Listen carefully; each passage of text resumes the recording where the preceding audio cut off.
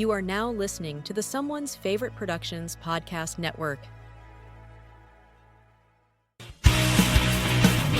Hello there, and welcome back.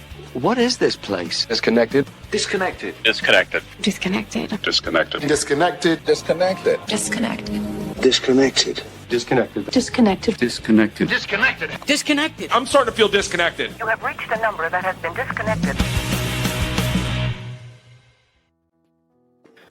Hello there, and welcome back to another Thursday. Will is still getting ready. Welcome, everyone. We have a lot to talk about tonight. I don't think I've told Will this yet because I don't want to put him to sleep before we went live. But I believe we have set the record this week for the most amount of announcement posts that we have to cover. Isn't that exciting? Oh, shit. If my math was right, I think we're at like 118. We got so much to talk about tonight. It's been a busy week for physical media, for film, for Will and I. So much going on, and hence you still getting ready. How has the week been for you, sir? You know how it's been. It's been rough, man. It's been rough. But, like, others have it worse. Like the hashtag blessed type of rough? I'm just stressed. You know, I'm a broken man. I make everything bad that happens worse, and I can't hold on to what's good. You know? I don't know what that means, but all right. I'm working on a country song, I guess. Okay. Well, hopefully they don't get the dog. Oh, my God. You're probably going to hear in the background my lovely family rescued some kittens that, of course... Oh, I just heard it right as you said that. It sounded like a door creaking. Yeah, and me leaving. The thing is, I love cats so much, and I'm trying not to look at them. Right. If I do, I'll fall in love. And I get it is, you know, I just have a big heart, like any real pimp. You know what I mean? I see a helpless creature, and I just want to protect them. Yeah. That's all I'm trying to do, baby. Protect you. So, yeah. Speaking of protection, you know, I was going to get political right here at the top, but I've decided there's no point in politics anymore. We live in a society where grown men go to WNBA games and throw dildos at the players. That's what's happening in our country right now. That's what's happening in our country right now is that grown men have decided, you know what I'm going to do today? I'm going to buy a ticket to a WNBA game close enough for my throwing arm to get a dildo onto the court. That's the statement that these guys make. So I don't know what's crazier, the fact that that's happening, or that it's such a small deal that I have not even heard about that happening until just this moment. Oh, Google it, man. They're throwing dildos at them like there's no tomorrow. The funny thing is, based on a couple of the last visual essays that we've been working on, that would be one of the cleanest things in my search history if I had started Googling that right now. Now everybody's going to think we're working for Mel You've Seen. Oh, I wish. Hire us. How we all doing this week? Hope everything's good. How you been? You working for the man? A little too much. Well, actually, she's a woman, and South Park really lampooned her this week. That's for sure. She don't call the shots, though. Let's cover a couple of the... She shoots the shots. Speaking of loving animals, a couple of the things in the comments. Josephine saying that she just watched Universal Soldier. Oh, Sergeant yeah. Rutledge, a little movie called Tamla 2010, Ipcris File, Pedicab Driver, Two Girls on the Street. Nice. Obviously, I've seen Tamla 2010. Great extras on that one. Universal Soldier. Run the series. Yeah, all of them. It's great. What else is there? Sergeant Rutledge. Oh, hell yeah. Hell yeah. Pedicab Driver. Let's talk about Sergeant Rutledge. That's a favorite of mine. That sounds like a Will movie, yes. Have you seen it? I have not. Woody Strode, man. I got actually an essay on Woody Strode coming out in a book. I think it's coming out in December. It's called Comebacks: The Return of the Aging Star. It's a really cool collection of essays. It's an academic collection of essays about, well, exactly what it sounds like, looking at the final film appearances of aging film stars. So in my essay on Woody Strode, I talk about both cuts of the Cotton Club, The Quick and the Dead, and Posse. And I'm a big fan of Strode. I mean, I could go on for 45 minutes before we start these 118 announcements talking about Woody Strode. We always do. It's fine. But Sergeant Rutledge, his first big starring role for John Ford, and it's a really, really interesting movie. At first glance, you'll see like the white savior narrative, but watch it a couple times. There's a lot of really, really cool stuff in there. A couple things to shout out before we really start going into this. It is a couple important people's week. Silent Mandible in the chat. It's his birthday week. Happy birthday, Tyler. Jim Harwood. It's his birthday week. Turning the big 60 this week. Congrats. Woo! I don't think Jim has been back in the Discord in the last few days, but if you go back in there, you have been tagged to tell you happy birthday, about 48 times, and you even got a custom video for one of the other Discord members in there. Go check it out. What have you been watching this last month, Will? I have a feeling it's been a weird month for you. Most of it I can't talk about, but I'm really excited. Well, I'll tell you, one of the reasons I was late, or just on time, I should say, is because I just came from the movie theater. I actually went to the movie theater twice this week. No way. That pretty much equals my theater going of the entirety of 2024. Went twice this week. Just came back from attending with John Daly and some AMC Pass group chat that he's a part of. I don't know though. But we saw Weapons. You already saw Weapons. Nice. Saw Weapons. This is like the first week it's out too. That is kind of a record. Literally is tonight. Yeah. Yeah. So I went to see Weapons, and I enjoyed it. Did you see Barbarian? I like it more than Barbarian. I didn't super like Barbarian. I'll say this. The man loves doorways and corridors. We're big into and there's different kinds of directing doorways and corridors. You can be a John Ford door, or you can be a Dario Argento door. This guy's more along that line. Enjoyed it.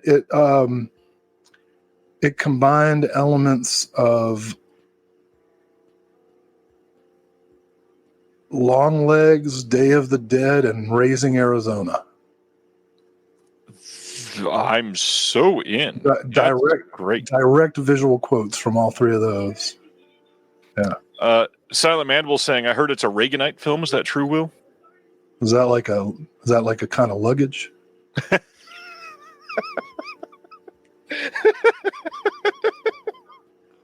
Define what you mean by Reaganite. Oh, that was a really good line. That was funny. I guess I should have put up the spoiler background for Sibner, but hey, you can come back now, Sib. I'm not spoiling anything. I just said it visually quotes all three of those movies. What about at home over the last month? Anything that you can talk about? I also got this. World's Greatest Friend. Is that from John? Yeah. Oh, John. The other thing that I saw in the theater this week was Sunset Boulevard, which of course 75th. I'd never seen in a theater before. And I walked in, and it was just one old man. Saw it on opening night himself. I said, well, at least two of us know what a good movie is. And he goes, uh-huh. And I got the feeling he doesn't get to talk much to people anymore these days. So the whole time I'm watching the movie, I'm also thinking of like that John Prine song, Hello in There, And we got to the end, and he's getting up, and I said, "Oh, that was terrific, wasn't it terrific?" And he's like, "Oh, they don't make them like that anymore. It's true what they say." And I thought about asking him about himself, but I just walked out. You open the dam, and it just gushes out. You know what I mean? I do. Yeah. So, but Sunset Boulevard, I hadn't seen it in probably a decade, and God, you forget movies can be that good. Eric von Stroheim and Gloria Swanson are just so great. Holden is great. Billy Wilder's direction, it's the tits. Also watched Slasher Size.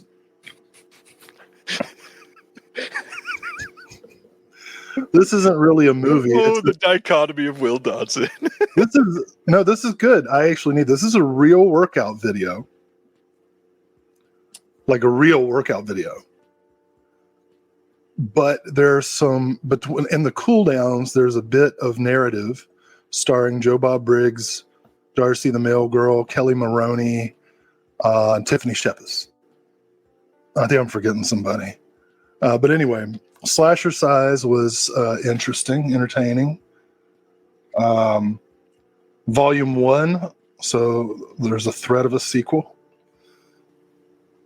So I checked that out. Oh man, that was so perfect. What else did I watch? Oh, okay. Yeah, I've had a weird month. So let me be clear here. I cannot say most of what I watched this month because we had a really busy month. But what I watched on the side. So first of all, I'm not ashamed. Okay, I did it. I knew what it was going to be, and it was that and worse. Mm-hmm. Happy Gilmore 2. I did it. And if you're thinking about it, if you're on the fence, don't do it. Adam Sandler looks at you while he's pissing on the ashes of the movie you thought was funny 20, 30 years ago. But here's the thing. I saw another Happy Madison movie starring probably my least favorite member of that community, least favorite two members of that community, David Spade and Nick Swardson. The Wrong Missy. I watched it all. I watched the whole thing. And you want to know something? It wasn't as bad as you would think. I'm not recommending it. I'm not going to pick up the physical if there ever is one. But like, I watched the whole thing and I was like, well, hell, that had 3 acts and some credits. The story progressed in a way that made sense, and even the ludicrous parts kind of fit. So somebody. Oh yeah, Rob. I forgot Rob Schneider's in it. my 3 least. I put Swartzen at the top of those 3 just for Grandma's Boy. That one was actually pretty good.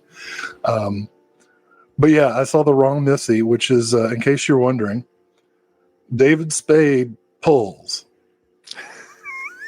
And he goes on a blind date with like the worst woman ever. And then he randomly meets a beautiful woman with the same name as her. And they like fall for each other. But then he accidentally texts the wrong one to take on a weekend-long destination corporate retreat. That's actually a pretty good premise for a romantic comedy, I think. It's not bad. Right? The wrong person accidentally in the wrong place, and you've got to pretend. Like that's a solid premise. That's as far as I'll go with The Wrong Missy. What else did I watch? I watched the entirety of The Wheel of Time just because one actor that I like is in one episode. And that was hard. I don't even know what The Wheel of Time is. You told me about this. Yeah, I've never known what it was. It's like a 15-book fantasy series in the vein of Lord of the Rings. Was like Big Lots Lord of the Rings. You know what I mean? Which, hey, I'm fine with. Hawk the Slayer all day. Yeah. But, it's not great. And worse of all, it ends on a cliffhanger and Amazon canceled it. So now I'm like, Well, what happens? I watched another TV show, Landman, with Billy Bob Thornton and Ali Larder. It was all right. Yeah, see, Colton, he gets it. Yes. Yeah. I'm not. Let me be clear. When I say it's like a Big Lots Lord of the Rings, that's just descriptive. I enjoyed the premise, and much of the runtime of the series was kind of intriguing. So I'm not saying I hated Wheel of Time. I'm just saying that was a lot of hours for me to spend to get to one episode with an actor I liked. Yeah. So that's all I'll say about that. What you been looking at, fella? Last weekend in the theater, checked out. I'm going to quickly cover the two that most people probably watched if you went to the theater this week. The Naked Gun, the new one, I thought it was quite good. There's a couple jokes that land very well, and I will remember for a long, long time. I went with my buddy KB, and we had a grand old time watching this one. It was good. It was very well made. I think the cast was terrific. I really don't have too many complaints. It was very funny. I liked it a lot. The other one, Together. This is the Dave Franco, Alison Brie body horror codependency film. I walked away feeling like I liked it a lot, and thinking about it since then, I think my immediate high for the film has gone down a little bit. But overall, acted very well. They're incredibly. I mean, obviously they're married, so the chemistry is perfect. The body horror was pretty good. I think that they kind of held back a little bit in one or two scenes maybe, but for the most part it delivered pretty good. There's even one scene that reminded me of some stuff from last year's Substance that everybody was amazed that they went as far as they did. But the one that I really want to talk about is the one that I feel like hardly anybody got to see in the theater. I think it's already gone for the most part, and that is the brand new film starring Taron Egerton, She Rides Shotgun. This is a movie that just came out in not even, I don't think it was quite a limited release, but it barely got like a qualifying wide release. This is a movie directed by Nick Rowland that is about a father who just got out of prison, ends up with his daughter, and they are running, and they are in danger because of some people that he was associated with before, and it literally is like a father protecting his daughter while on the run, and it turns into this big crime sort of conspiracy thing, and it's acted so freaking well. Very impressed with it. The writing was very good. A couple technical things in the end that I didn't love. If they would have researched a little bit better, probably would not have been filmed the way that they did, but it was really good, and I think it's one of the indies that's going to be completely underseen, and I think this is one that people are going to come back to in a couple of years and go, damn, how'd I miss that? Because it is very, very good. Very good. And that's the ones that I can talk about from this week. Did you remember anything else that you wanted to bring up, Will? It's been busy. I just...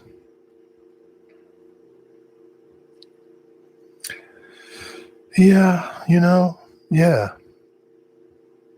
I read that around the world,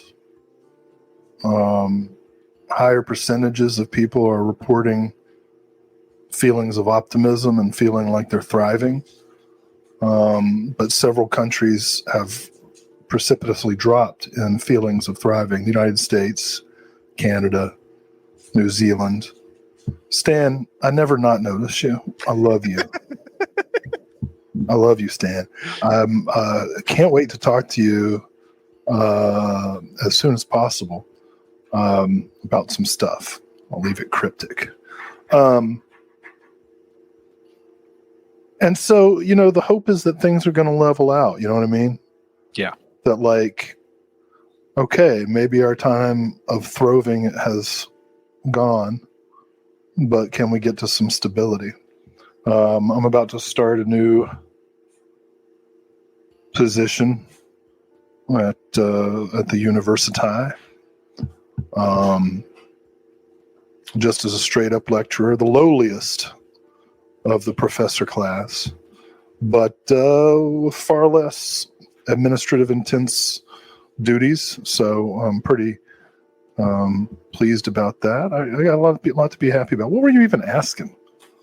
More stuff that we watched? I don't know. Did you remember something? Because it sounded like you might have more. I watched the first episode of South Park. I think I've seen since maybe season 7 or 8, and I've never like had anything bad to say about South Park. I think South Park is great and fine, but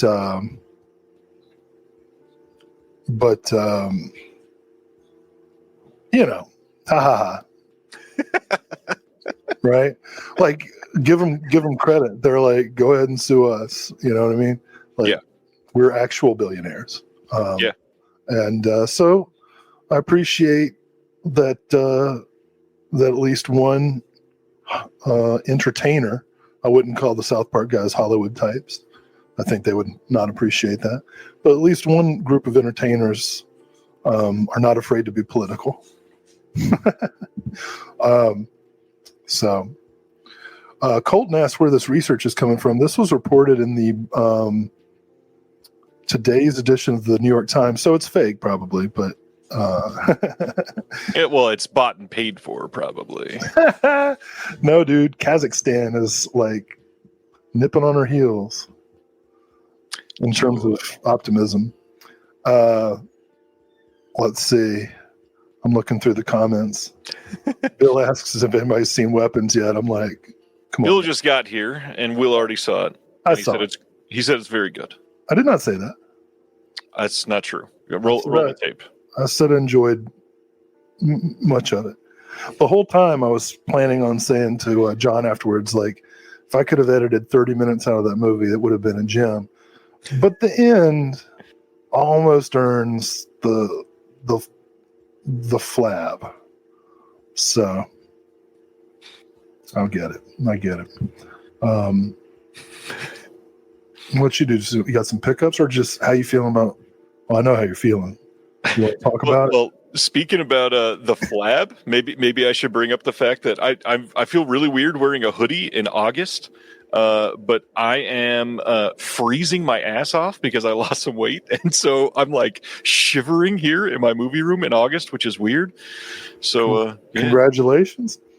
I don't normally wear jackets on here, and this thing is like super big on me now. But well, I'm shivering. I'm shivering because my goddamn family keeps the thermostat at 60, and I turn it up, and it doesn't matter. There's so many hands coming through to turn it back down. You're supposed to own that thing. Every time I touch the thermostat, it's like that scene, the dream sequence in Day of the Dead. Like, the hands just come out of the wall and turn it back down. That's really funny. Pickups. Did you have anything you wanted to share, Will? Yes, you go first. You do the pickups first. Sure. A couple here. Radiance just released their latest that I felt like I had to get. The word essential is in it. Essential Polish animation. This seemed like a win for me. I love animation. I literally just did a podcast episode on animation like an hour and a half ago. Literally just got this in, so I need to give this a watch soon. Love shorts, love animation. One that we're going to talk about tonight for a replacement disc, A24's Friendship. Really enjoyed this one. Funny movie. One that I am very eager to revisit in 4K, Joe Dante's Small Soldiers, 4K Steelbook just came out.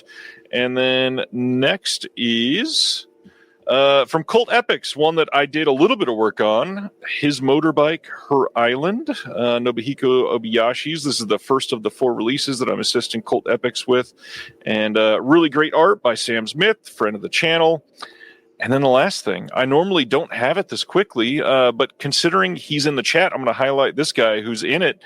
Connor Holt wrote twice for this issue of the Physical Media Advocates. Aaron West, who's in the chat, is also interviewed in here. Stan, who's in the chat, is a big part of this one.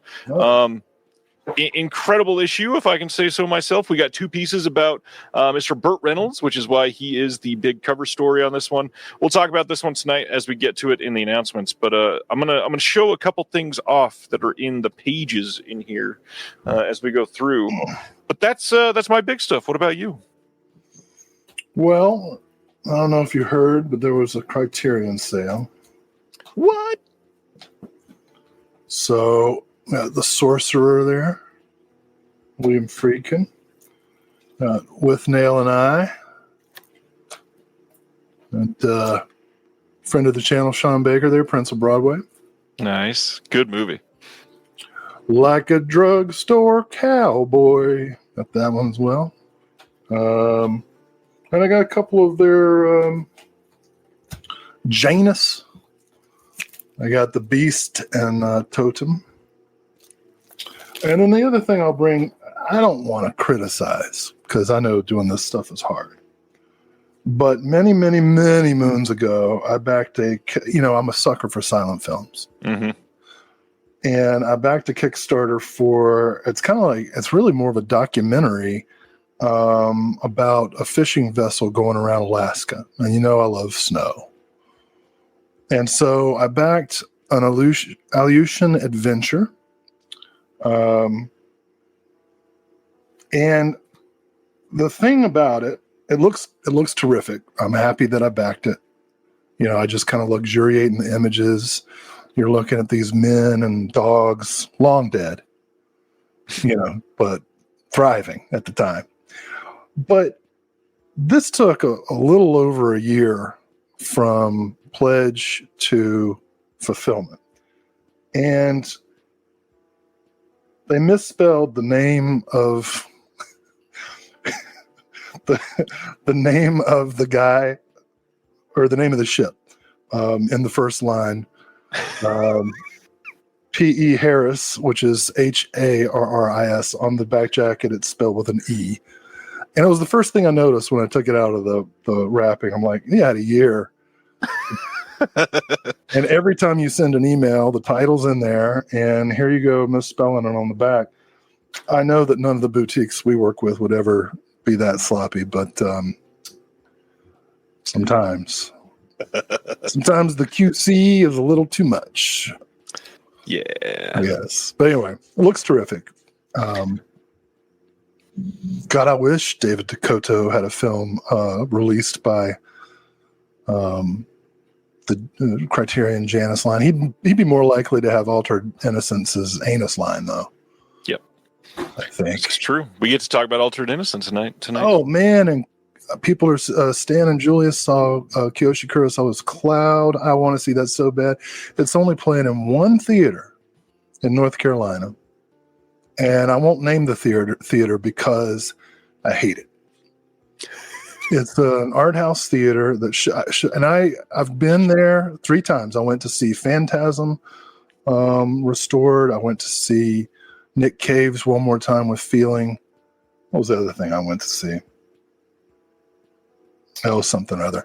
But their screen is like barely bigger than like $100 TV you can get at Walmart.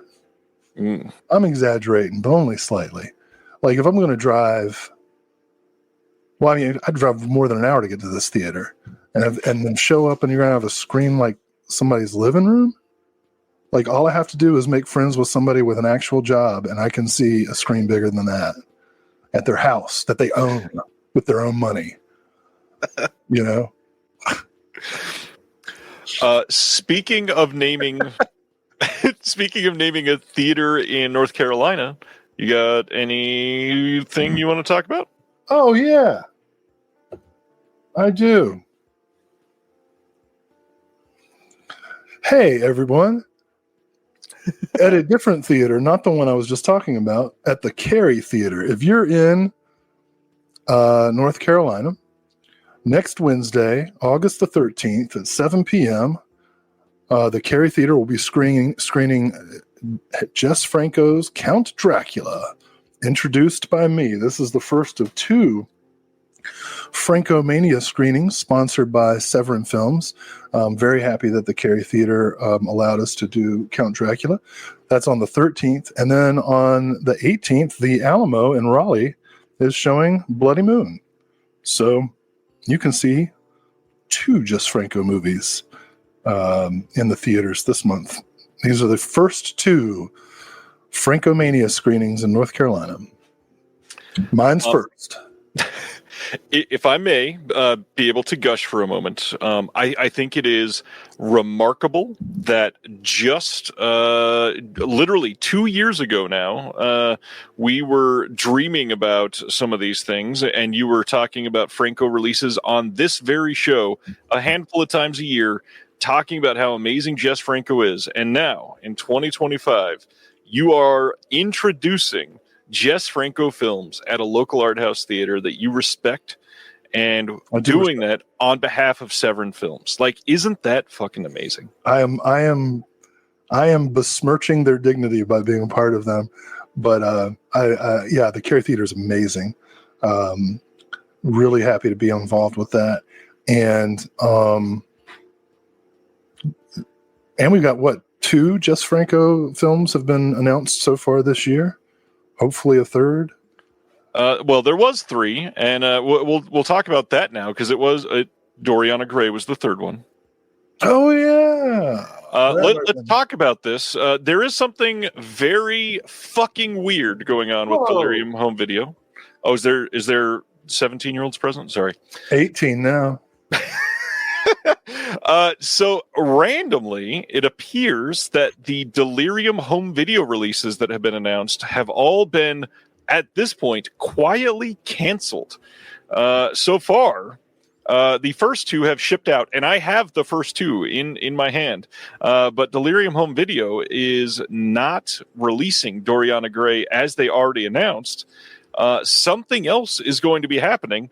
Jesse from Diabolic and Orbit have both confirmed that they are holding the titles that they have, and that the releases have officially been canceled. So we don't know what exactly is going on, but what Jesse is saying about it online is that they are canceling the releases, and they are soliciting a different way to sell these in the near future. I don't know what that means, even from like a legal standpoint. I don't understand anything you've said in the last 2 minutes. Right? I did not mean to take you off guard. I thought you may have heard about that. But yeah, Delirium home video, it appears, is not going to be a thing in this way, at least. What started weird is because a lot of people started getting these releases without their slipcovers, and so people are going to complain, because that's all that buy physical media nowadays is slipcover worshippers. And I want you to stop talking about it. It hurts what you're saying. I'm confused. There was an announcement, and now it's gone. It is gone. And Full Moon's not releasing stuff through Delirium anymore. Correct. At this point. And where are you getting this? Because you said just what did Vinegar Syndrome announce this week? A whole lot of stuff, but let's just. Are you in a bad mood? I'm sorry. Well, and then somebody called me the Lou Gehrig of YouTube, and I'm like, shit. Are we going to name a disease after you? I'm dying over here. Chris, some people are asking, so Delirium is done before it started. Technically, no. I have 2 of their releases here, so kind of. Voodoo Passion? Also, we don't know for sure if they're done. You're just talking a bunch of lies. You say words. We don't know yet if they're done. They might just be doing something differently. And what it feels like to me, if I can speculate, it feels like they didn't sell the way that they wanted to, and so they're going to switch some stuff off. We're not sure yet. We got to wait until they say something publicly. Delirium has literally said nothing about it yet, which really sucks. Yeah, well, when I hear a rumor, I like to go to the person themselves and say, "Hey, Delirium, word on the street. Would you care?" But I'm not going to believe it until I hear it from. Well, I'm so sorry that I don't have a Warner Brothers insider calling me on a cell phone that I hold up to microphones, and people think that that's the truth because another YouTuber said it this week. The hell are you talking about? A bunch of people in the chat are going to laugh at that because it is the drama of the week that did not need to be happening. I want to hear about anyways. That. Salmonella says Lou Gehrig was the Iron Horse. I'm more like the Iron Lung.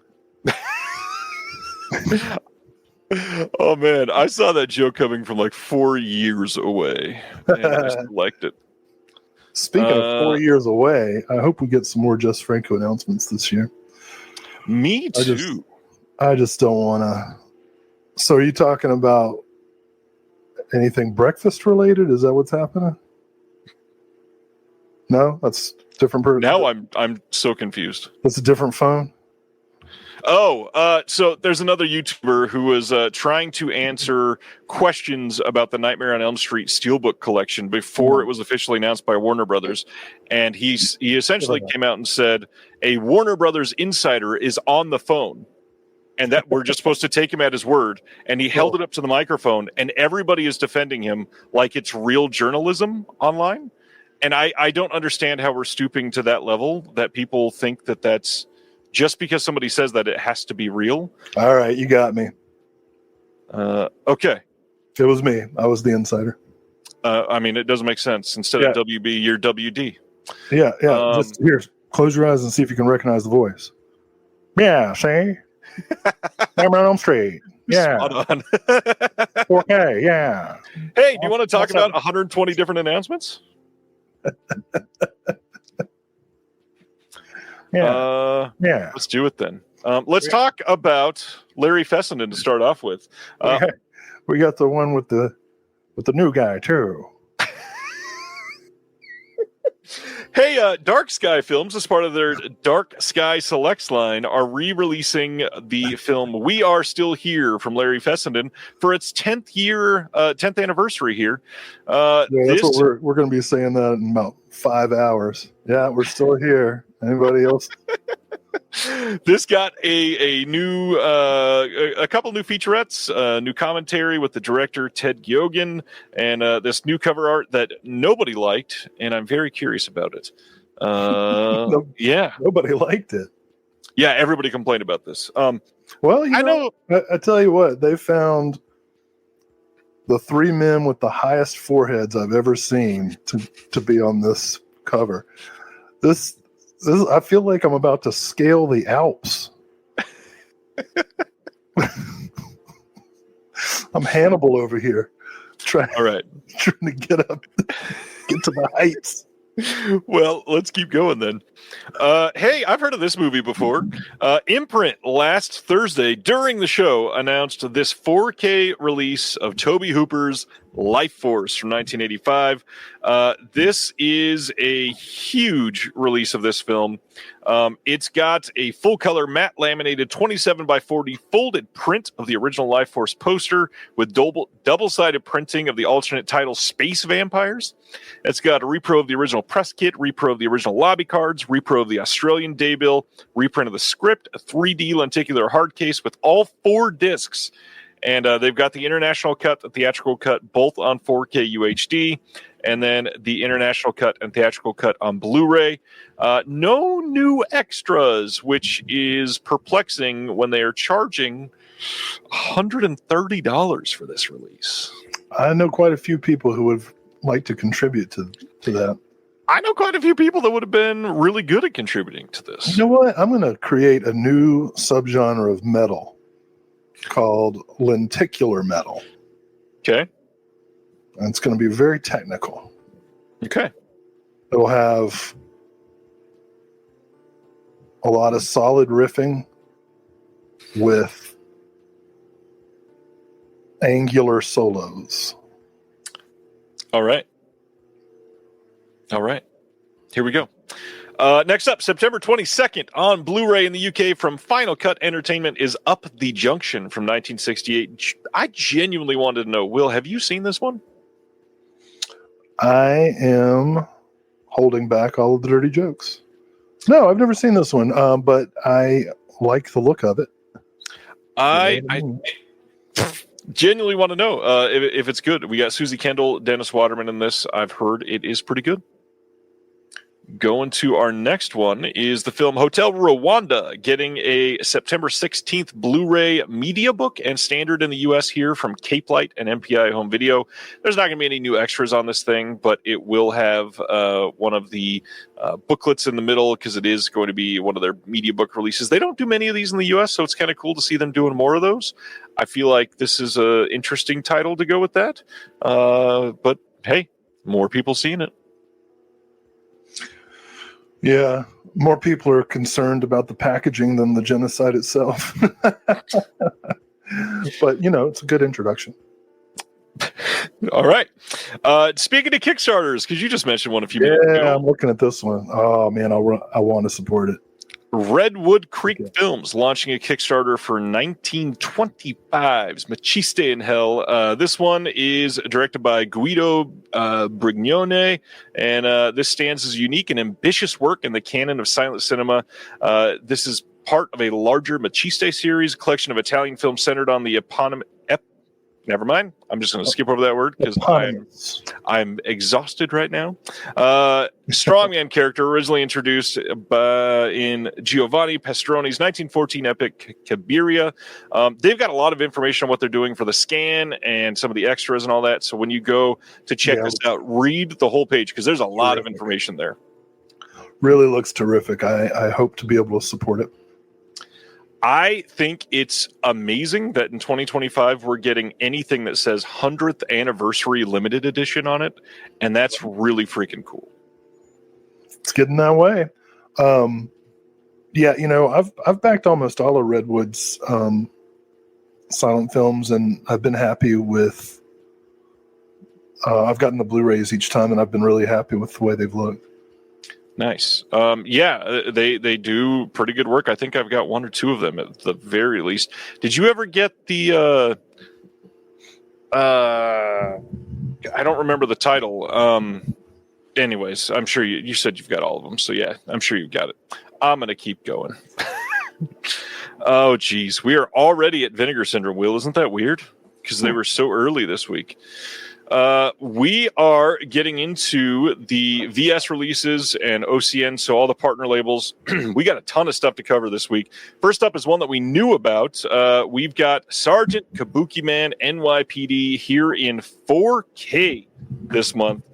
This is a Vinegar Syndrome mainline title, so if you're a subscriber, you are getting this. This is a 3-disc set, newly scanned and restored in 4K from the OCN, presented with both the uncensored R-rated director's cut and then the PG-13 cut is on Blu-ray only as well. This has an archival commentary with Lloyd Kaufman, new commentary with James Branscombe, Nick Vance of the Cinematic Void podcast, new featurette with Kaufman and film programmer Jesse Berberich, new interview with the actor Bill Whedon, new interview with the actress Shire McClure-Wright, new interview with the special effects coordinator Pierceless Loons, some archival extras from Troma, and then a 40-page perfect bound book with new essays by Chris Shields, Austin Trunick, and Jesse Berberich. One thing I do want to point out, they have a 24-minute The Dick Cavett Show in 1989, an interview with Lloyd Kaufman. I love when we get releases with stuff like that. And we are archiving more media than just the film and some of the new extras. Thoughts on Kabuki Man, Will? Yeah, I'm glad that this is coming out. I hope people I feel like Kabuki Man never got obviously he's not Toxic Avenger level, but never got quite the popularity that is warranted. I think the satire and in this film worked pretty well. This is the first time I'm going to see it outside of a VHS, I think. So I'm pretty excited about that. Luxuriating the cinematic compositions. Jack is asking if, or let's see, we had a couple of people asking about the Refuse Films release over in the UK. And Jack is saying, isn't the Refuse release standard blue? And it is standard blue. However, the Refuse release has all kinds of extras on it that the VS release does not have. So this is kind of similar to what they did last year. So you may want to check out both if you really love this movie. But this is one of those movies that I definitely recommend checking out before you blind buy 2 releases of this film. Because you probably don't need 2 releases of this movie. I don't know. Let's keep going. As if we had not talked about... Go ahead. If you got the money and the space, get all the editions. Yes. If you have not talked about Larry Fessenden enough tonight, which who has, because I adore Larry Fessenden stuff, the VC Mainline is getting a 4K double feature release of Habit and No Telling. Will, you were not on my episode with Zach Bryant when we covered all of the Larry Fessenden films. What are your thoughts on some of these early Fessenden movies? Oh, Habit's really good. I'm a big fan of Wendigo, which I guess is going to be probably volume 2 or 3. Yeah, this is great. I mean, I'm all for Fessenden love. Me too. True independent. Just as I speculated last month during the VS subscriber week, the 2 films that we got revealed are 2 from this Scream Factory box set that have been upgraded to 4K. The other 2 in this box set are Wendigo and The Last Winter. So just the logic in me is guessing that those are going to be the next 2 because they said that they've got a double feature coming next month on 4K as well. This set has a 40-page perfect bound book with the essays by Mallory Andrews, Justine Smith, and Isaac Feldberg. This is a 2-disc 4K set and a Region A Blu-ray, which means both films are on one 4K. Both films are on one Blu-ray. This is going to have new commentaries, behind-the-scenes footage, archival extras. I just said that, and I shouldn't have. Each film gets two disc, a 4K to Blu-ray. Should have been remembering, and I did not. I apologize. But the big thing that I really want to point out here is we are getting short films on here that I did not expect to be getting. There's stuff from like way back in the 70s from Fessenden, and I am very excited to see some of those because I don't believe they were in the Scream Factory box or any of the previous releases. So the fact that we're getting all of these is really cool. When we were doing that Fessenden episode for Reconnected, I tried to track down everything, and there was some stuff that you just couldn't see. So this is extremely exciting to me. I love his work. I think Habit is pretty much a masterpiece out of his filmography. I really like No Telling too, but Wendigo's a really great movie. Yeah, this is cool. That's very cool. I wanted to address something from the chat just because I was curious. You probably know, Ryan. Rafa Falandro's asking if any of us know about a company called Screenbound. You know them? I'm not familiar. I do. Screenbound. They've got. They're a very like mainstream type of label. I would put them akin to Shout Factory in terms of like their most basic releases from Shout Factory are about what you would get from Screenbound. Oh, okay, cool. You know your stuff, man. I don't know how you do it all. I try. Speaking of shooter, this next. Speaking of shooter, this next one. This is from Vinegar Syndrome, shipping at the end of this month on Blu-ray. As this is a mainline title, so if you're a sub, you are getting this one as well. This is Playroom from 1990, starring Happy Gilmore's Christopher McDonald. This one, and dirty work. Well, yes. This one says, when he was a young boy, Chris's entire family was slaughtered during one of his father's archaeology digs at a remote monastery nestled deep in the mountains of Yugoslavia.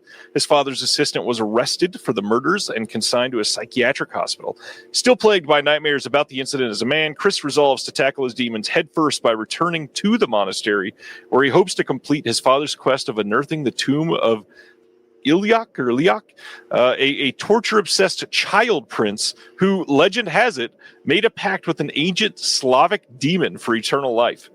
But no sooner has the excavation gotten underway that Chris starts behaving erratically, becoming obsessed with locating the tomb and teetering ever closer to the brink of bloody madness.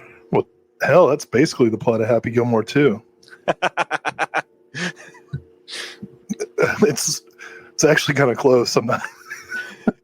you can tweak a couple of the names there and take out the demonic part, but it's basically the same thing. Yes. I'd never seen this before. I'd seen the cover art, so happy to pick this up in the subscription. Yeah. Michael's saying subs get it, but what about DOMs? No, you have to go earn that. You gotta bring it home. Next up is coming as part of the VSA line, and that is Robo Warriors from 1996. I don't know why, but this screams like a Will movie. Is this a Will movie? Well, we all love James Remar, but isn't it supposed to be in the same universe as Stuart Gordon's Robot Jocks? Am I reading that correctly? Something like that, yeah. Yeah, okay. I think. I don't know. I'm not seeing it in here now. So, check it out.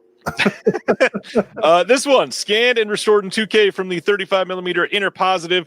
Commentary cinematographer John Stokes, moderated by Walt Cha. We got a new making of doc featuring interviews with the director Ian Barry, producer Lucas George, visual effects supervisor Sam Nicholson, and the cinematographer John Stokes. A double-sided poster as usual, and comes in the limited VSA packaging. Yeah. James Remar, check it out. This one we've got from the VSL line, Castle of Evil from 1966, shipping on Blu-ray this month. I'll tell you what, they keep making new Dexter shows, and I would love to see Dexter in one of those Robo Warrior. Dexter goes to space. Yeah. And it would get kind of meta, like which one's the dark passenger?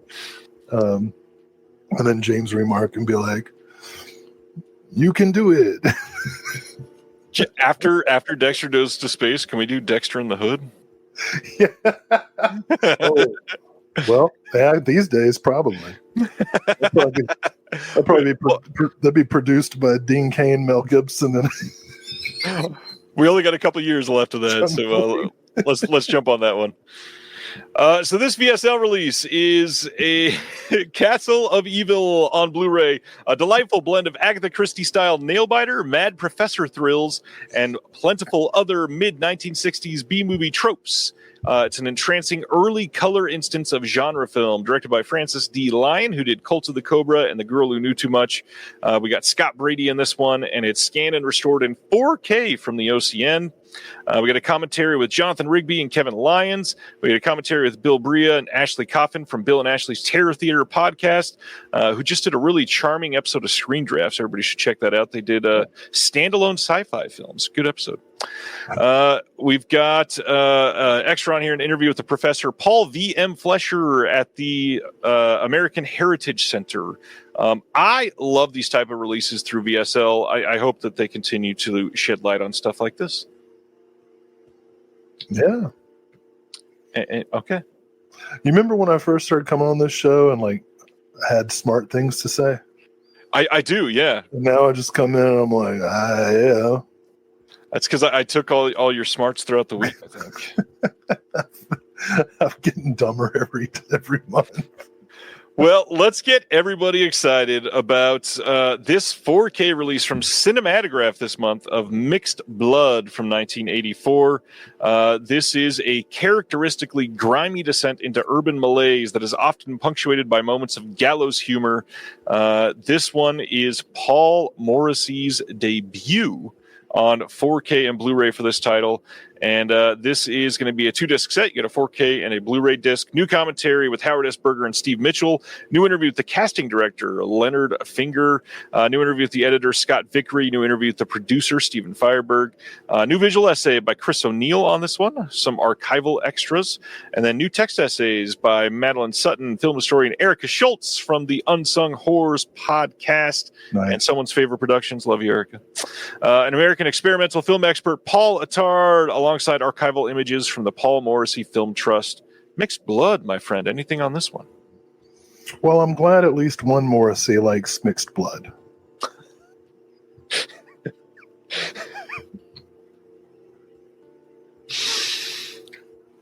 William Jeffrey Dodson. That was really good. You know Jeffrey's not my middle name, right? Oh, I know. It just works. Okay. I will continue to say that forever. Okay. Yeah, this is pretty exciting. I also want to say to Ronnie in the chat, my God, I miss the old CW too.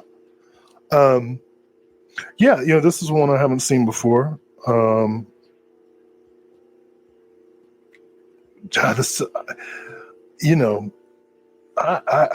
like most of the Cinematograph output so far. The extra cost for the packaging is starting to pinch, though. Well, speaking of that, Tyler wants to know, I'm behind on Cinematograph. Isn't each release a limited run? Yes, they are limited, but much to the chagrin of Justin Liberty, most of them have not sold out yet. So you can probably hold off on some of them. I mean, I don't know about necessarily waiting until the sale, but you can at least wait a little bit and see how long they're going to be able to last. I would love to see some of these do better. And if we keep getting titles like this, like I guarantee this one is probably selling better than at least half of the Cinematographs have so far. So, well, as far as I'm concerned, I want for the good of all these labels, I want everything to sell out except for the titles that I want until I get my copy. Of course. Yeah. I think we all pretty much feel that way. So I hope sales are robust, but I do hope I get a copy. Well. Yeah. This looks like a fun release and definitely one that I will be checking out. I like the controversy that's been stirred over the Morrissey joke. That's funny. It was really good. I don't know. I had some stuff I would have canceled myself for last month, but our next Cinematograph release, because we get 2 this month, is The Woman Chaser. You can't even do that anymore, man. This one is a Blu-ray release, and just so everybody knows that there was a bundle with the book for this one, for The Woman Chaser. The book is available on Amazon, so don't feel like you missed out on anything. If you want the book, you can still go check that out. This is starring Patrick Warburton and is a really interesting story about how it was filmed. It's got striking 35mm photography. It was shot in color, but then lit and graded for black and white. And that was done by 6-time Emmy nominee Kramer Morgenthau, who is working on Game of Thrones, Creed 2 and 3. This was often overlooked entry into the tail end of the American indie boom. It was never before released on disc and not seen uncut since its New York Film Festival premiere in 1999. This is a pretty damn cool release from them. Really excited about this. One thing before I go into the extras, Vinegar Syndrome put up a video with the one and only Mr. Oscar Bescher talking about film and being shot in black and white, what it looks like, and what they had to do for this film. And it's a really interesting video. It's only about 7 minutes. Strongly recommend it. If you go to the product page for The Woman Chaser, it's linked there at the bottom. So go put that in your watch later playlist so that you can check it out, because it's worth the watch for sure. You'll learn something. This is coming with a full-length alternate version of the film that is presented in color as it was shot. There's a new commentary with the writer-director Robinson DeVore, moderated by Justin Liberty himself. There is a new commentary with film noir historians Elaine Silver and Christopher Coppola. New interview with the actor Patrick Warburton. They went and got Warburton himself for a brand new interview. That's really cool. New interview with the producer Joe McSpadden, and then new text essays by Glenn Kenny, writer and podcaster Chris Cabin, and crime author Jesse Sublett. This looks like a really fun release. I'm in it just for the new interview with Warburton. I wonder what he's like. Yeah. I've only ever seen his Seinfeld style character, Scream 3, that kind of stuff. So Cinejourneys writes, I hope Will isn't chasing a woman. My God, never. That ship sailed long ago. Are you saying those are the only things that you've seen Patrick Warburton in? I think so. Was there something else that I don't remember? The Tick TV show? Oh, yeah. I saw The Tick. He's Joe Swanson on Family Guy. He's Emperor's New Groove. No, I've never seen Emperor's New Groove. I'm an adult. You were quite young when that came out. You were maybe 32. I'm like 12 years old. 32. Yeah, I was right. I was about 32 when it came out. And I didn't have kids yet, so. I love that you were just continuing to go and then you heard the number I said. No, genuinely, Will, knowing you would love The Emperor's New Groove because it is. You don't know me. You don't know me. Nobody knows me. I'm an enigma wrapped inside of a black plastic bag that is blowing in the wind, recorded by some emo kid trying to impress an underage girl who shouldn't be in that movie. I have never heard a more accurate description of a person. All right. We are like 7 announcements into this. We're going to keep going. Oh, yeah. Vinegar Syndrome is also putting out on paperback as part of their VS Press line, The Basement Tapes. If you're a subscriber, you get a $10 discount off this book. But this is a curated deep dive into the eclectic VHS archive of The Basement, a studio and art collective based in San Francisco's Mission District. This offers a unique look at their collection, shaped by a fascination with greasy horror films, obscure science fiction, niche special interest nightmares, and exploitation cinema. This serves as both a visual archive and a passionate tribute to these often overlooked pieces of analog media history. This would be really fun to look through. I don't know about buying it for myself, but yeah, check it out if you're into it. You know, the thing about Enigma, the musical act, is if you're a younger Gen X or an elder millennial, the sound of Enigma will be very triggering because that's what you heard every time your parents were having sex.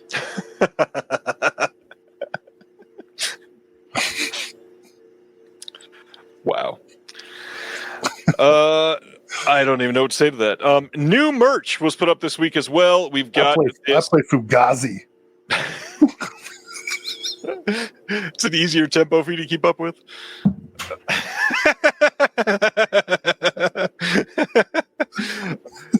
VS put up this Knights Reign shirt and then a stainless steel pint cup.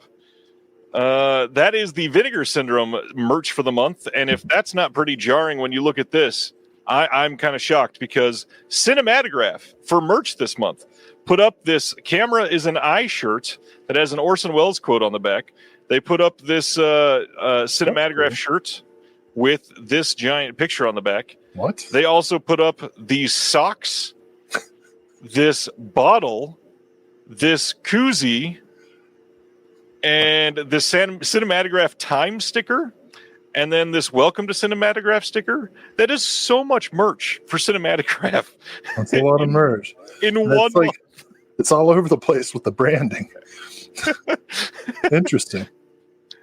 It's so much. Yes. Some of these images are disturbing. Oh, man. Yeah, there's a lot there. Eric says, is the Orson Welles quote something about frozen peas? It says, a film is never really good unless the camera is an eye in the head of a poet. All right. Moving right along. Cinematograph also, if that's not enough, is starting a paperback line that they are calling the This is Cinematograph, a Journal of American Cinema. This is the summer 2025 journal. This is the inaugural issue, and it is a new journal dedicated to American cinema. It's edited by Justin LaLiberty. This premiere edition features Mitchell Beaupre from Letterboxd, exploring the cinematic legacy of rebellious youth in film. Acclaimed critic Bill Gabiri sits down with the director and cinematographer Ernest Dickerson for an in-depth interview, while Robert Daniels revisits Girl 6, shining a spotlight on what he calls Spike Lee's overlooked masterpiece. Also featured a curated new Hollywood film list from Justin LaLiberty and Richard Brody. It's complemented by new artwork by Johnny Ryan and comic on McCabe and Mrs. Miller from Nathan Gilgood. There is a lot there. What a great idea to launch a physical magazine devoted to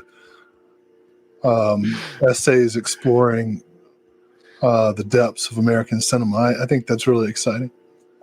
No, actually, I am super happy because, back in the day when I was first getting into film, I could subscribe to like 10 different magazines and journals. And now, they're still, most of them are still in existence, but you can only get them like in e-versions, and you have to go through a library and some cumbersome download process. And I love the fact that I can still subscribe to Cineast and magazines like that, and what is that called? You're such a great promoter. The Advocate, the Physical Media Advocate, and now we get this Journal of American Cinema. I think that's great. I hope that does well. I'm sure it will. I hope places sell, both magazines and retail. I think that would be really cool. All right. KB is correct. There's still there's so much, so many great Girl 6 for starters, but there's still so many great Spike Lee movies that haven't been, especially documentaries, that have not been released properly. I hope it happens in my lifetime. Stan, this is Cinematograph. You can order from vinegarsyndrome.com on the homepage right this moment.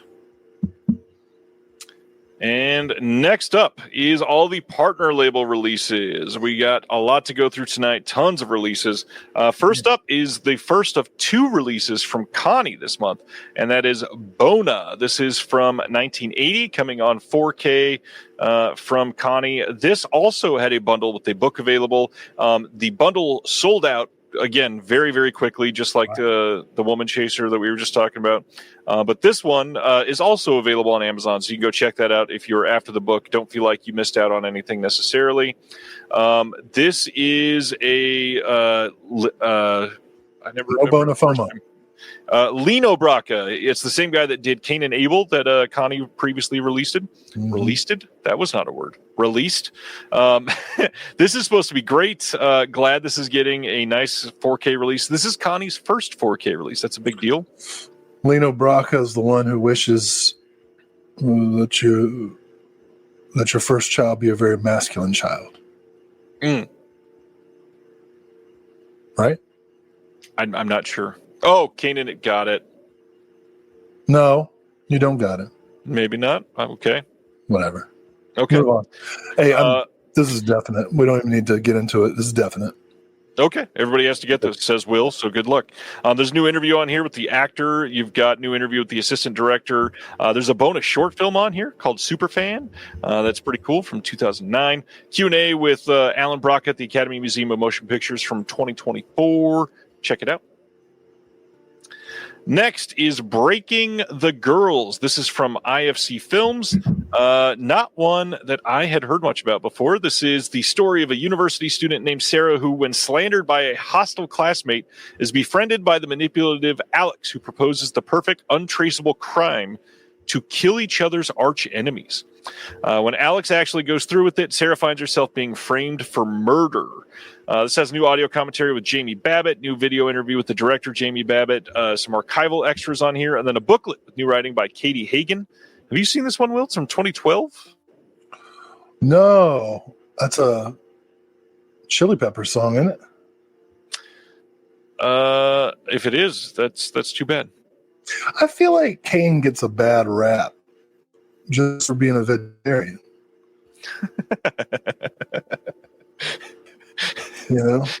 That's some propaganda. What that is, that's the McDonald's propaganda. I'm going to go ahead and say that this does not look like it was made for me, but go for it. You are breaking up, by the way, Will. Your internet is going in and out, just so you know. Ronnie is saying in the chat that this is barely a step up from a Lifetime movie. Ronnie was disappointed considering it's from Jamie Babbitt. That is good to know. My internet's fine. I think it's you. I am hardwired into Google Fiber. It better be okay. I love it when you talk dirty. Mud. I am getting 1.1 gigabits down, sir. What is my upload speed? Because I guess that's more important. Stop it. I'm going to have to change. Okay, I'm at 920 megabits up. I think it's not me, actually. I don't even know how to tell that. I have 5 little arcs. I think this is Aberration's first time seeing you. He says, "Is this Will guy drunk?" No. You should go back 2 years, and the answer will be yes. Hey. We don't shame people in recovery here. No, not at all. It's not shameful. I'm very proud of you. Wow. Next up is from I thought you deleted all those for my safety. No, those are still in a hard drive under my pillow. Agfa has put... Go throw it at a WNBA player. Oh, man. Agfa putting out the Drug-O-Rama video party this month. This is from 1968 to 1970 and covers Help Wanted Female, Hedonistic Pleasures, Alice in Acidland, and The Hard Road. Alice in Acidland is one that people have been dying to get again because it was available for a while and hard to see for a bit. These are like... drug scare films. These are like after school specials and weirdo tripped out 1960s amazingness. We've a region free Blu-ray preserved from the original Something Weird SVHS tape masters. There are stoned trailers and drive-in snipes, promotional gallery, and then you can watch the full uninterrupted program in all-night slumber party mode. There's also a booklet with essay by Something Weird's Lisa Petrucci herself. This is cool. It's missing the drug scare film that I want the most, but that is immaterial. This is a definite pickup, immediate pickup. Alice in Acidland's worth the price by itself, so I can't wait to see the others. The one you want the most was not on their first drug scare release, no? The one I want the most, Blood Freak. You ever hear of Blood Freak? Oh, it's the countless best. Times. But have you seen it? I have not, actually, no. Bro, it'll change your life. Anybody who sees Blood Freak and it doesn't immediately jump into their like top 20 movies ever made is a heartless son of a bitch. Well, those are big words from Will. Jack Kane, the turkey one? Yes.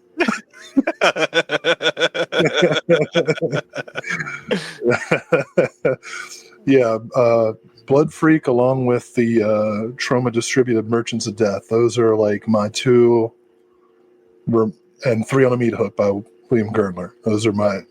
That's my holy trinity of as yet unreleased on high definition Blu-ray disc titles. All right. Next up. Umbrella putting out the Emu War. This is one that they'd already released in Australia. This is if you're in the U.S. or I think it's elsewhere. pronounced Emu. Sorry, Emu? Emu. I don't know. This is the same disc as what they put out in Australia. So whatever you have on that disc, you're going to be able to get on this. So if you already have that disc, you probably don't need this unless you're super after their US slipcovers or something. Yeah, I already had that Umbrella release, so I don't need this one. This is the one that I am very excited for. Connie, their second title is Freeze Me from 2000. This says 5 years ago, Chichiro was raped by three men. The crime was captured on video. Its images hanging over her life like a sword. What? I started to laugh at something that Paul said in the chat and then realized I was laughing while you were describing a rape revenge movie. This says, having left her rural hometown for the big city, she has managed to start anew. She works an office job and is about to marry her boyfriend when one of the assailants shows up at her doorstep, threatens blackmail, and warns her they are back. It is happening again. Now waking to a recurring nightmare, Chichiro is shocked into an unexpected set of actions that will keep her abusers close forever. Says it's one of the most memorable Japanese exploitation films of the 2000s. Takashi Ishii's Freeze Me places a heavier emphasis on stasis, anger, and the haunting effects of sexual assault than is usually customary for the rape revenge genre. This is going to have a 2K restoration, an interview with the cinematographer Yasushi Sasakibara. That's from this year. We've also got a booklet with new writing by Sam Deegan in the booklet. I've heard nothing but great stuff about this film.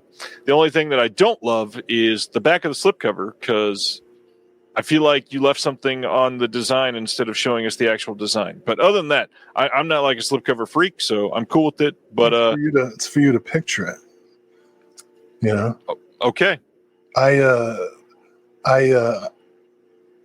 kind of blown away that the advertising copy is basically like, you know how rape revenge movies are hard to watch? Well, this one's even harder. But yeah, I've read about it before. I've never seen it. This is something I want to do. Also want to say thanks, Paul, for acknowledging my attempt at cultural authenticity. It is, in fact, pronounced emu. When you're Australian. Well, emus are Australian. Not all of them. There's one at the zoo here in Kansas City. One in the zoo. I bet it's happy. Oh boy. Never mind. All the zoos in the US of A, I get the Kansas City special. It wakes up every day in its enclosure. It's like, wonder what I'm going to see today. Bunch of fucking pasty white people eating cotton candy and gawking at me. Fuck this. Yikes. Next title is from Film Movement. That's why we had the war in the first place. The war is coming to us. Brendan says they have emu farms in Vermont. I expect those communists would have that. Oh man. All right. Next up is from Film Movement, and it is the Gulspang Miracle. Captain Linguistics. Is that Gulspang or is it Gulspong? Spong. Spong? Not Spong. It's not German. Gulspang. The Gulspang Miracle. Miracle. This is from 2023, and it is a Region A locked Blu-ray. We got an interview with the director and a 16-page booklet with an essay by Sarah Clements. Wow. Let's keep going. The next one, this is from Film Movement as well. This is My Love, Don't Cross That River from 2014. Incredible art on this one by Elizabeth Yu. This says a blockbuster in its native Korea, where it would go on to become the country's most successful film of all time.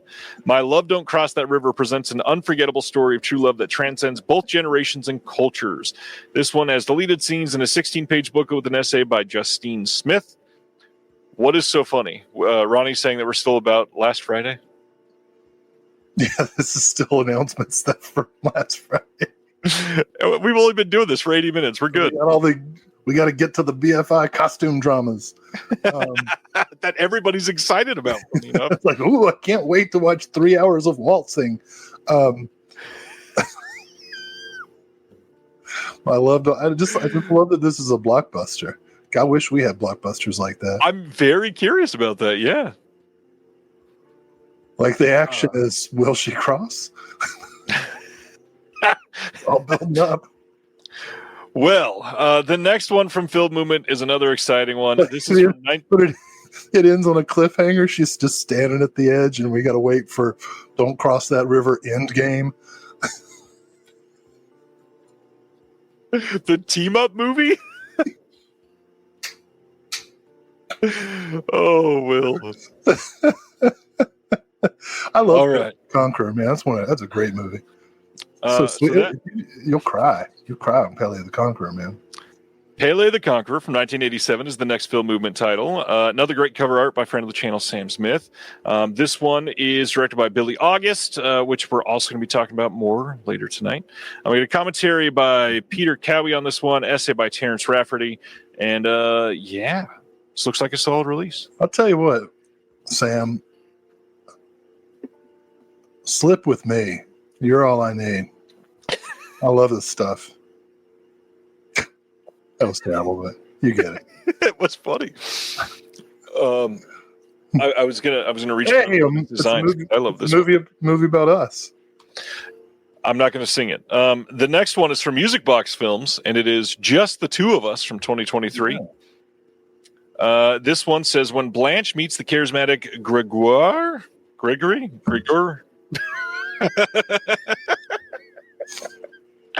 What?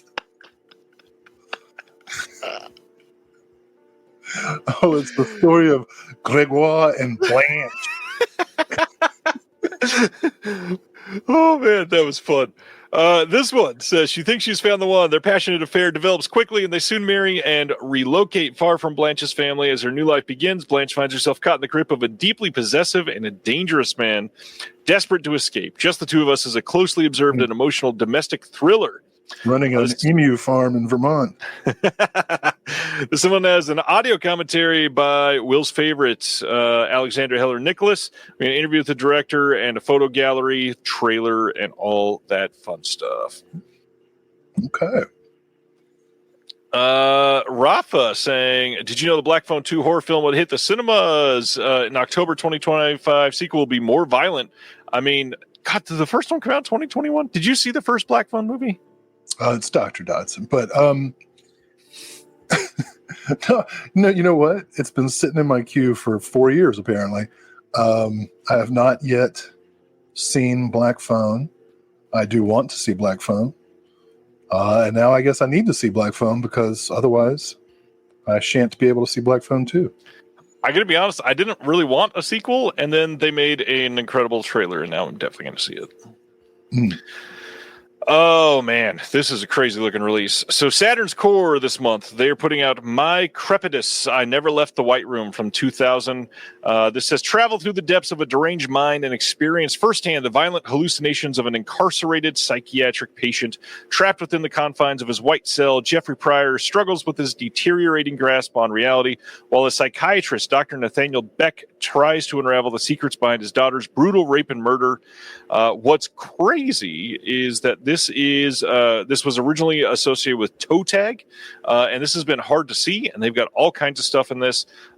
If you look in the extras, I believe Ross is saying that this has 14 hours of bonus features, or 14 hours total of on-disc content. Wow. That is craziness. Absolutely insane. This has the original cut from 2000 with new optional commentary, a 2025 director's final cut version with new optional commentary. Art Edinger and Max Almeida is on that one. We got 30 Years Living with Mike Crepitus, new interview with Michael Todd Schneider, new career retrospective chat with Michael Todd Schneider, a bunch of archival stuff, some featurettes, and then a tribute to Sanity 2002 prequel short. We've got an archival 2002 director's interview. We've got some other archival stuff. And then Last Maggot Standing Birthed, 119-minute long, 2 feature-length docs. That's the first one. The second one is Last Maggot Standing Hatched, which is 112 minutes long. There is so much on this. More interviews, music videos. I don't even know what to cover. Just so much. Bum, bum, bum, bum, bum, bum, bum, bum, My Crepitus. Exciting. Next up, VHS Hitfest is putting out Permanent Damage from 1992. This screams like that other movie that I never remember the title of, that you made me watch the first 20 minutes a couple weeks ago. The guy sliding on the ground. Oh, Skid Kid. Skid Kid. I talked about this last week, too, because I loved that movie. Yeah, a suburban gangster story. Stay the fuck out of the suburbs. You ain't from the suburbs. You don't understand the suburbs. And in the back, there's a price to pay for being a gangster. Money, power, women, and death. The price to pay is women and power? Well, to quote Jody Ernst, we're all going to die. So I'm not sure being a gangster's got anything to do with it. Yeah, that looks fun. Rafa asks if we've seen the Smile movies, and I have to address it because I have seen them, which is a rare thing for newer movies. It is. I liked them very much. I think the second one is much better than the first one.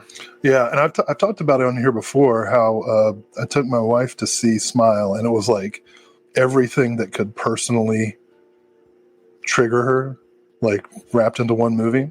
Yeah. And then we go to watch the second one, and it's like that, but worse. And now the protagonist has the same name as her. Yeah. So Smile 3 is going to be filmed in our house. Starring your kids. So Permanent Damage is a new transfer from the original master, commentary with the cast and crew, interview with the director and cinematographer, a short film, a trailer, and then footage from the movie premiere. Still, yeah, okay. Next up, Raging Grace is the next title from Brainstorm Media. This is from 1992. This says an undocumented immigrant begins working. Oh, here we go. Begins working as a caretaker for a terminal old man, uncovering a terrible secret haunting the lavish home. That's quite the oxymoron, isn't it? Raging Grace. We got an audio commentary with the director here. We got a video conference with the director and some other individuals from the film. Lulu Wang, the director of The Farewell, is the other one on there. We got behind-the-scenes footage, storyboard, stills gallery, and then a booklet with an essay by Walt Cha. Walt Cha does some great writing. It's a video conference. Is that like where we have to talk about why my kid's not doing well in math? It just means Zoom chat. Okay.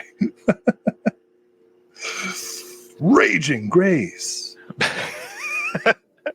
The intonations there were spot on. Next title is Decanalog, putting out Redlands from 2014. And yet again, this was bundled with an exclusive item. This one is the Redlands zine that Decanalog created just for this.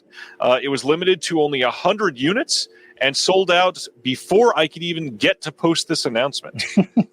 It is crazy how fast these little bundles go. So if you're into these extra items, you might want to be there right on time every month and check out which ones have the items, if they have any. It's not every month that we get them. And then this month we got like 3 or 4, I think.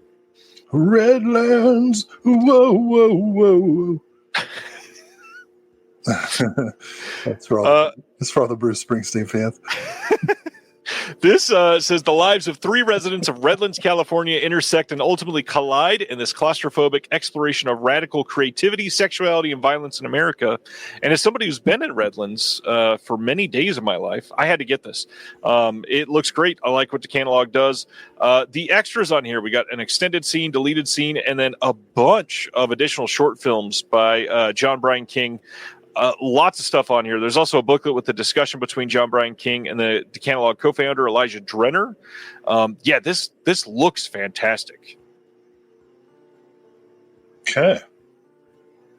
Okay, indeed. Next is Shudder, putting out Revealer from 2022. Will, have you seen Revealer? I have, actually. Tell me about this one, because I've never seen it. Great premise. A stripper and an anti-abortion protester are trapped in like the strip club during the apocalypse, or possibly the rapture.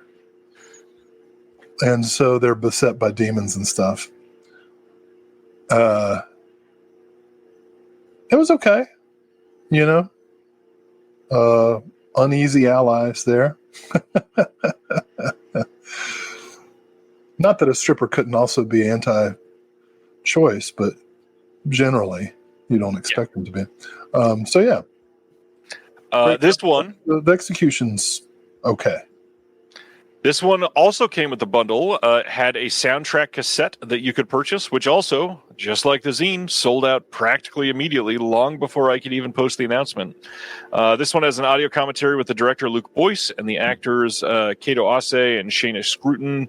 There's an audio commentary with Luke Boyce, the cinematographer and the production designer. There is another audio commentary with the director and the co-writers. There's a making of Revealer. It's almost 40 minutes long. A visual essay by Jessica Scott. Dark All Day, the full dance sequence. A gag reel, visual effects breakdown. A booklet, new writing by Tori Potenza, and an original movie tie-in comic in that booklet. That's pretty cool. Have not seen Revealer. Sounds okay. And, worth a watch. I would, just with all the Shudder titles, one of the benefits is you can preview them if you have access to Shudder. But yeah, I'd say this is definitely worth a watch and possibly worth a buy. We'll definitely want to promote this comment from Mike. I don't know if you actually saw me highlight this, Will. Mike says, Will is much more serious on the Tumbleweeds and TV Cowboys podcast. Everybody go check out the Tumbleweeds and TV Cowboys podcast because Will, a frequent collaborator. Well, I got to say, I don't listen to my episodes. That's a great show.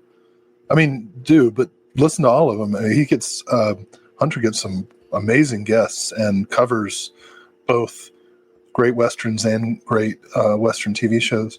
And I come on and we're slowly going through the career of John Wayne. Like, we just finished 1939 with this latest episode. Some people might not know that John Wayne starred in 2 movies where Claire Trevor top-lined him in the credits. The second one being Allegheny Uprising. That's what we talked about in this new episode. Allegheny Uprising, about the Black Boys Rebellion. I know what you're thinking. MAGA's worst nightmare come to life. It's not that at all. It's not. It's a precursor to the Whiskey Rebellion and the Boston Tea Party. In some ways, Allegheny Uprising is MAGA's greatest triumph. So you should check it out. It's a really interesting movie, and George Sanders is awesome as a snooty British lieutenant in it. Anyway, what's next? The last thing I wanted to say about Hunter's podcast, because he deserves this, is it is a podcast done right with the proper amount of research and respect for the subject matter every time. It's given a proper amount to breathe, and he gets a really great guest for the very specific thing that they are covering. We get some jokes in there. Oh yeah, absolutely. Jay Weber just got out of seeing Weapons, and that is a run, don't walk situation. You got to see it. Silent Mandible says a Vermont senator lieutenant. Didn't exactly say see it. He didn't say which direction you're running. Touche. Is it 217 where you are? It's a good question. Next. Spoiler. I haven't seen it. How is it a spoiler? It's in the marketing. You wouldn't even know if you spoiled it. Don't say stuff. Well, then I wouldn't know if it was a spoiler unless you said it's a spoiler. CIP, Canadian International, is releasing Winter Kept Us Warm, the 60th anniversary special edition. So doing the math, I want to carry the 12th. That means it came out in 1965, of course. This is often described as the first LGBTQ plus film ever to screen at Cannes. This was one of the first Canadian feature films to attract international acclaim with its lovingly observed portrait of a queer romance at a time when homosexuality was still illegal in the country. This is newly scanned in 4K from the original 16mm AB camera negatives by the Canadian International Pictures with sound transferred from the answer print. We got new commentary with Sector, new commentary featuring John Grayson and Thomas Waugh, new interview with the director Sector as well, new interview with the actress Joy Fielding, new interview with the executive producer, new interview with the composer. There is a 13-minute reflection on the body of work here. We got a behind-the-scenes footage, just all kinds of stuff. Canadian International, kind of like Saturn's Core, always above and beyond to overload these discs.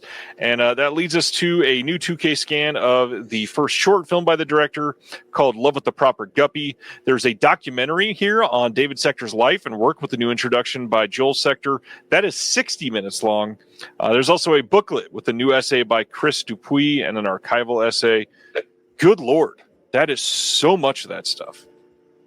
Oh, man, it's got some great scenes in it. I love you, eh? Hey, not so loud. It's illegal, eh? I'm sorry. I just can't keep it in.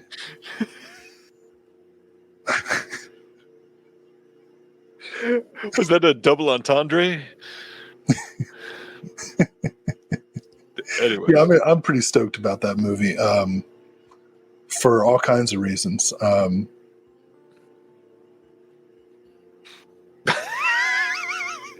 John, the broadcast director of the Mets, says he was going to go see Weapons tonight, but we are on fire, mostly Will, so he's going to go tomorrow.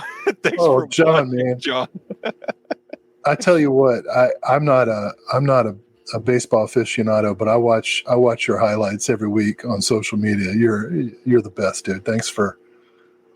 It's an honor to be in the same virtual space.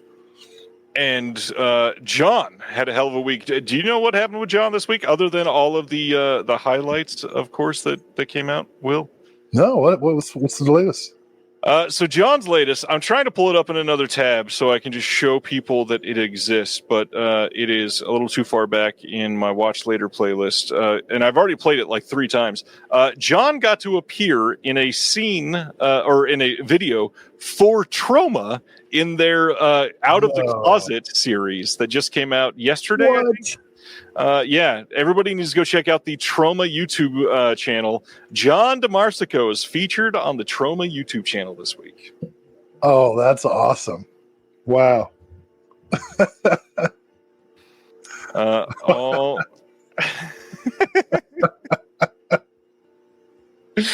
Oh, man. All right, let's go to our next title.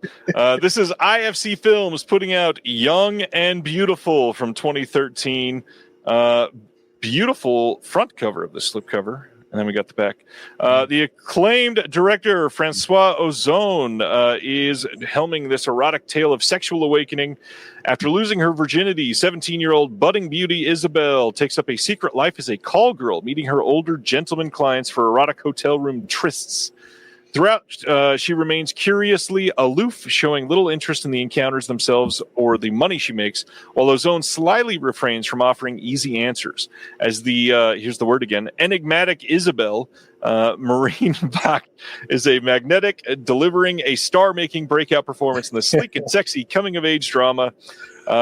This has a new audio commentary from Alexandra Heller-Nicholas, archival interviews with the director, the actresses in this as well, some deleted scenes, footage from the 2013 Cannes Film Festival premiere, and then a booklet with new writing by Elena Lazic. This, to me, was a must. Yeah, I fell in love with Ozone after I saw Under the Sand. Now, some have said that this movie is a bit sexist. But I just assume if it's French, there's going to be something objectionable. So, isn't that their whole shtick? I mean, you know. Next up, this was a bit of a controversial pick this week, so we'll go through this for a minute. ETR Media putting out You're So Cool, Brewster, the story of Fright Night from 2016. This is a documentary that is almost 4 hours long. And this was controversial because people were saying this is just a bonus feature documentary that shouldn't be a standalone release, but it's 4 hours long. And the other thing is this is long out of print. And some people saying, well, I already have this on my Fright Night 4K. No, you don't. You got the first half that only covers Fright Night. And this is absolutely worth the full release. It's got all of the extras that were on the original release. To me, this is a really great version to give a lot of love to Fright Night and Fright Night 2. And we don't know if the other half will be on the Fright Night 2 4K that's supposedly being worked on by Redshirt Pictures. Will, how do you feel about Fright Night? Well, I mean, you know, you don't expect Burden of Dreams to come with Fitzcarraldo, do you? Exactly. Come on. I would put Fright Night up there with Fitzcarraldo in terms of quality. Fright Night's one of my favorite movies, and yeah, this is. I don't often get ETR titles, so I'm pretty excited about Stan says. Let me tell you about Stephen Joffrey's. Yeah, Stephen Joffrey's is worth the price of admission. What a interesting character. I tend to show Fright Night in my cult films class, and it's always very popular. And, you know, it's weird to think about because we're all cinephiles and everything, but, you know, I'm teaching a lot of 18, 19, 20-year-olds, and they've never heard of Fright Night unless it's the frickin' Colin Firth version. Colin Firth. What'd you say? Colin Farrell, because that's who it is. Oh, yeah. I'm thinking of Sense and Sensibility. I just want to see Colin Firth doing this, trying not to stutter. I got it wrong again. He's Pride and Prejudice. Oh, Colin! Watch Will get dementia in real time over the past 2 years. Oh man! I'd like to see a Fright Night remake with Colin Firth. That'd be interesting. It would be pretty funny. But you know, and a lot of these kids these days haven't even really seen classic '80s movies. You show them anything by John Carpenter outside of Halloween, they're like, what? It's like they've never seen a good movie before. Really, most of them have never seen a movie before. They've just seen clips. So, yeah, I'll watch a 4-hour Friday night documentary. Hell yeah. I know we've talked about that before, but that is so troubling to hear. Well, let's... You never step in the same river twice. That's why you shouldn't cross it. until don't cross the river end game.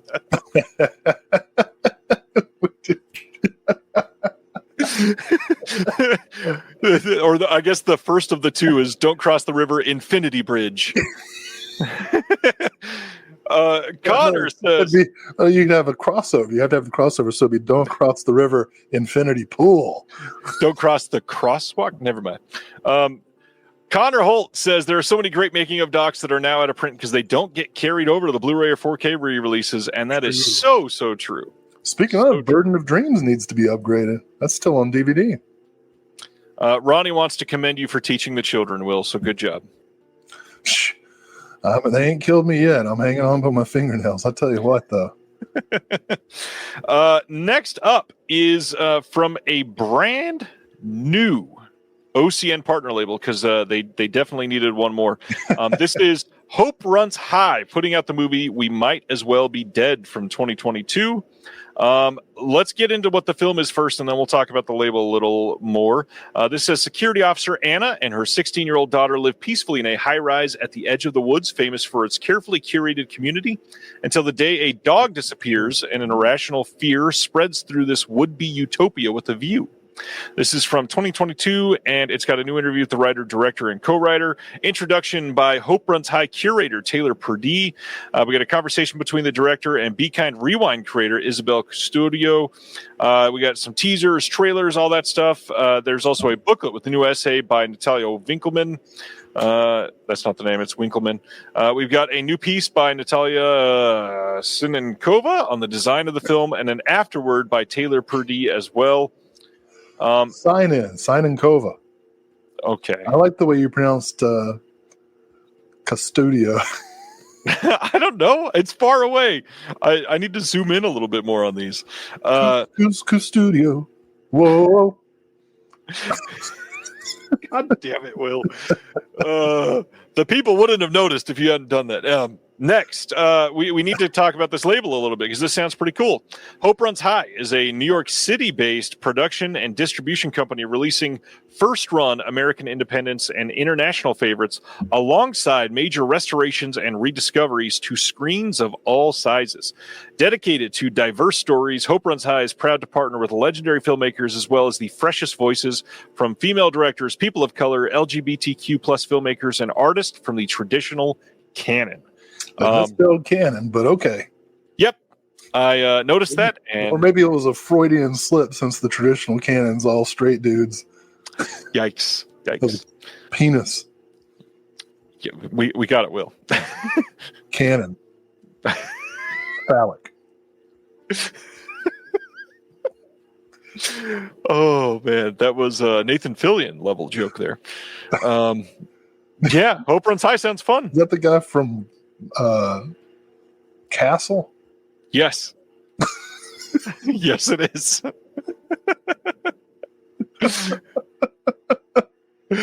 right. I love that Ronnie's keeping a running list. Will's music references so far tonight: Enigma, Fugazi, Chili Peppers, Bruce Springsteen, and Phil Collins.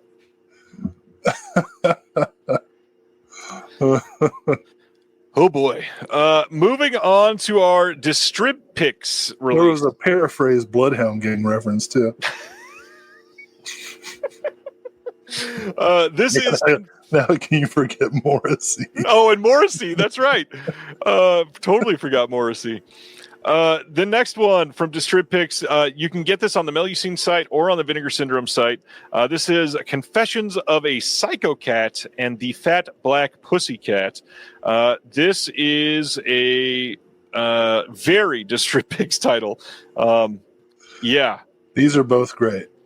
I've got the I guess Something Weird did some Something DVD? Weird, yeah. Yeah, these are fun. So originally a more traditional whodunit set in the then trend-setting early 60s village beat scene, the Fat Black Pussycat proved a box office flop and was retooled into a delectably crass proto-slasher giallo, complete with nudity and several splashy new slice-and-dice killings. That sold me on this immediately. It's got a bunch of wonton women.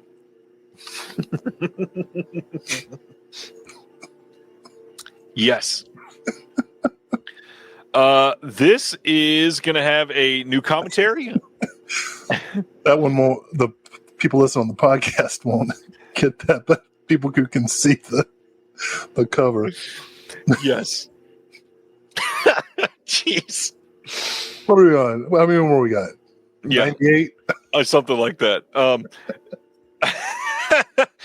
These are both restored in 4K from the 35mm OCNs. We got new commentary, new interview, outtakes, the original version of the Fat Black Pussycat, some trailers, image gallery, and all that fun stuff. Yeah. Oh, Salmonella said they saw Morrissey live recently. I saw Morrissey live last year as well. He was great. It's great. Even made some jokes about politics. Was like, haha, just kidding. Not really. Maybe. I don't know. Oh, man. Oh, I'm confused. I don't know how to feel. Anyway. Next up, Babylon Pink coming from the Command Cinema line. This is coming on Blu-ray. Here's a good musical reference for you. Here, Babylon. Oh, jeez. Oh, man. Hey, Roberta Finley held the camera. Yes. I don't even know how to continue with this. And Corinne asked if that was Creed.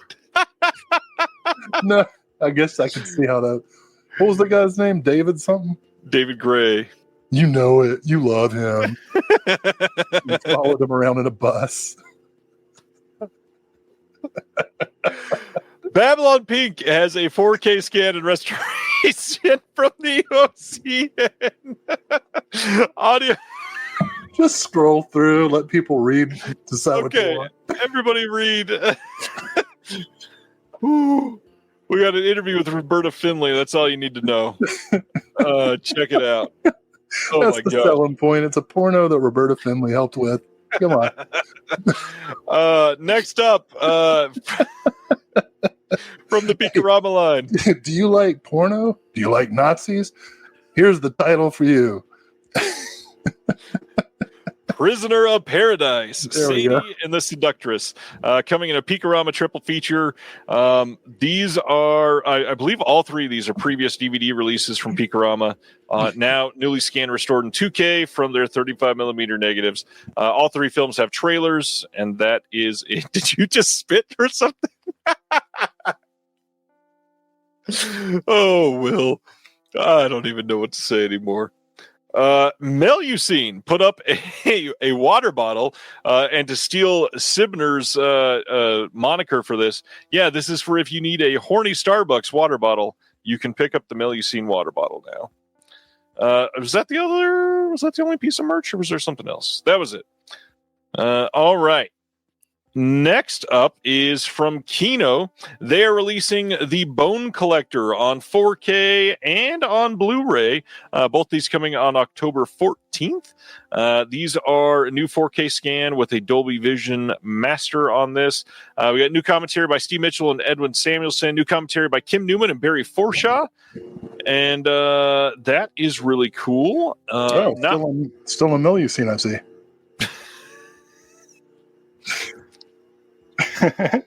Well done, sir. Well done. Yes, Denzel Washington, Angelina Jolie in this one, and yeah, that's I'm the really- Bone Collector. I don't mean to be gross or anything, but I'm kind of surprised that Melusine hasn't had like a Brandon line of like tissue paper. Yeah, or Tissue paper. yeah, you know. Yeah, I got it. I'm more surprised they haven't released like pure sex toys at this point. Well, or, like be able to protect our precious WNBA players. That's why. What a callback! I'm almost surprised you can't buy like Melusine branded condoms every single month. They're trying to be classy. I've never seen The Bone Collector. Is it worth it? I don't remember it being worth it. I need to rewatch it. This is one that I saw way back then. Yeah. Let's keep going. One I'm very excited about. October, Kino is releasing Dan Curtis's Classic Monsters as part of their Kino cult line. This will include Dracula from 1974, Frankenstein from 1973, The Strange Case of Dr. Jekyll and Mr. Hyde from 1968. We got Jack Palance in two of these. Bo Svensson. We've got a couple other names. Dan Curtis made some fun stuff. The thing about Jack Palance and Dr. Jekyll and Mr. Hyde is you just can't tell the difference.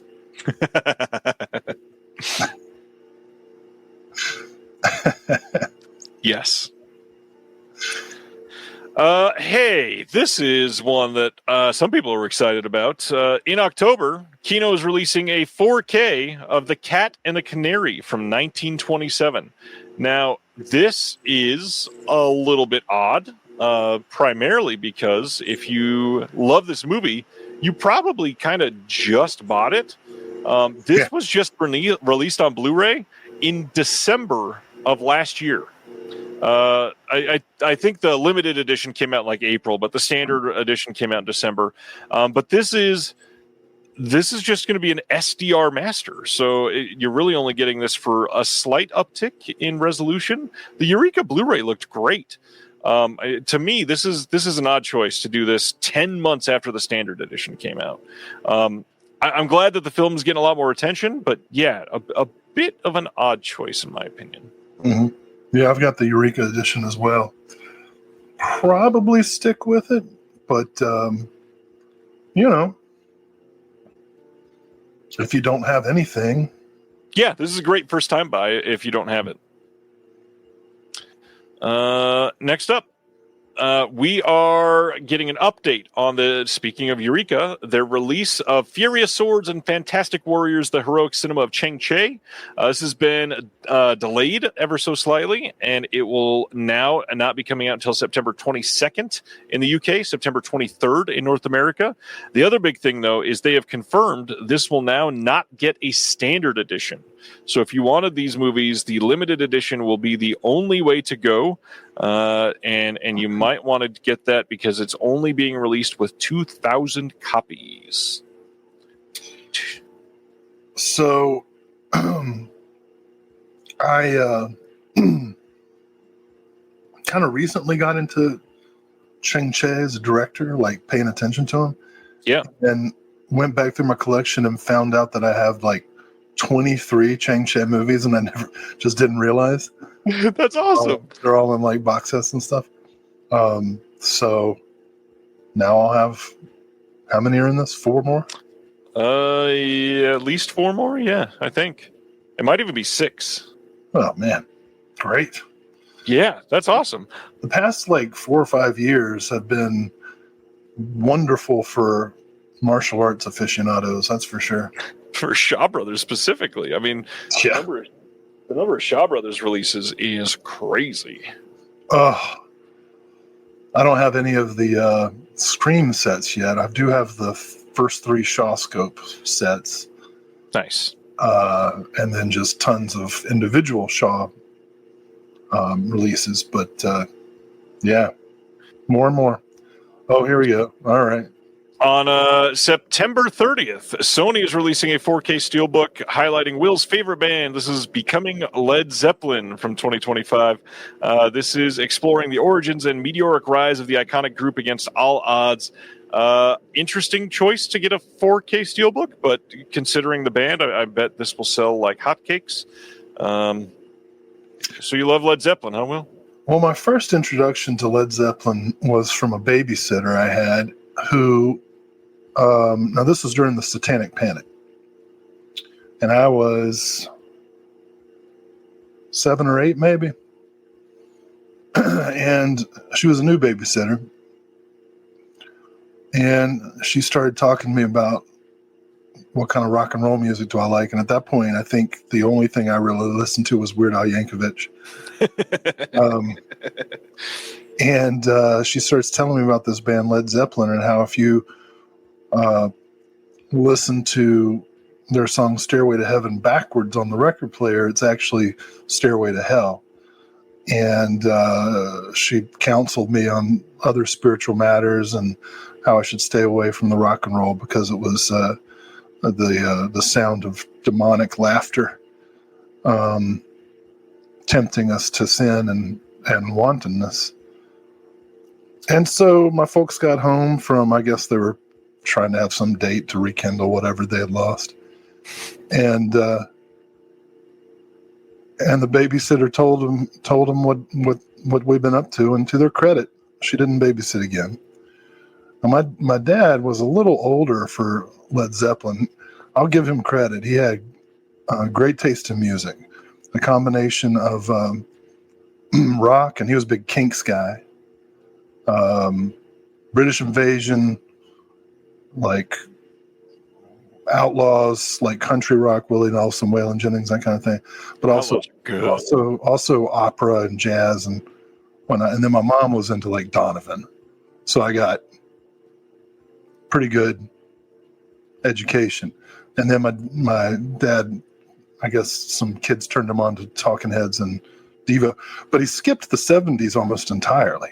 He had one Led Zeppelin album. It was Led Zeppelin 2, the one with Communication Breakdown and all that shit on it. So for the longest time, I only knew that.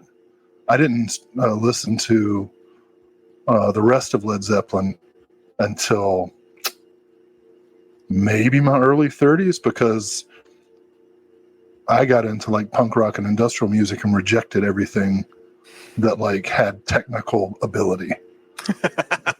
That had rhythm.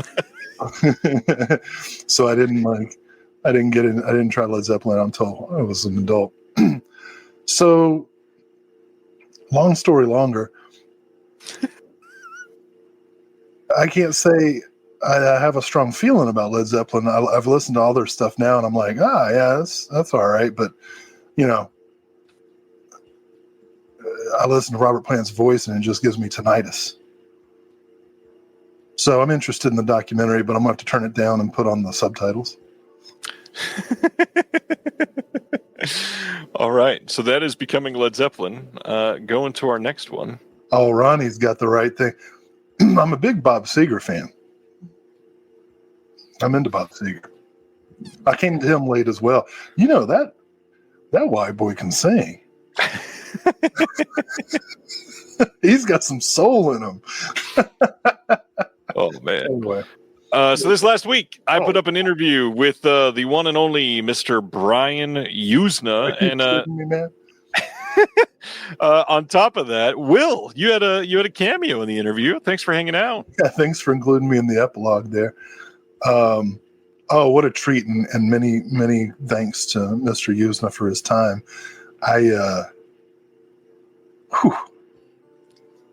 Wow. Say it. I mean, the big thing is that this is your guy. It's my guy. I'm glad you got to interview him. Well, and I really am. I think it's safe to talk about.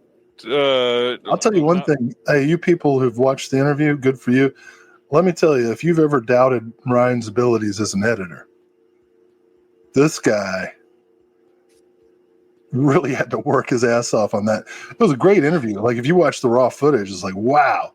But Mr. Usna also had possibly an illegal dog kennel in his home. He had several delivery people come. A nurse. So you did a great job chopping it up. I had to hide a lot of transitions there. It was rough. I will say that Brian is one of the most generous people that we've had the privilege of speaking to through all this, and I think I'm just gonna say it, and I hope that you don't mind me saying it. Brian's even offered to come back and do things with both of us, with Will and myself. Brian is hopefully going to be coming back on the show for another conversation. I wanted to talk about like a lot more about the Fantastic Factory and stuff, and we literally had to gloss over it because there was interruptions and so much other stuff happening. But yeah, hopefully like a part 2 to this happens, and then Will gets to get a whole conversation with him this fall in a really cool way. So I'm excited to see what comes from it. Yeah. If it happens. It'll happen. If it happens, we'll talk about it. But until then, you got it. We'll leave it in the realm of prayer. Let's talk about 14 different Shout Factory announcements then. Oh. First up, October 21st, 4K release of Nosferatu the Vampire from 1979.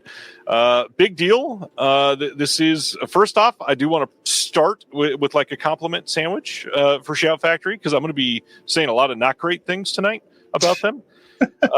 First thing, I got to admit, the art here, the secondary art is really cool that they're doing this alt art. I like that this is good art this time. Now, some of these releases we're going to talk about, maybe not so much, but yeah, we've got a 4K transfer of the German and English versions of this film. We got Dolby Vision on this. We've got an alt slipcover, an alt poster. Yeah, that's it for this one. Decent movie. You happy with that? Oh man, it's great.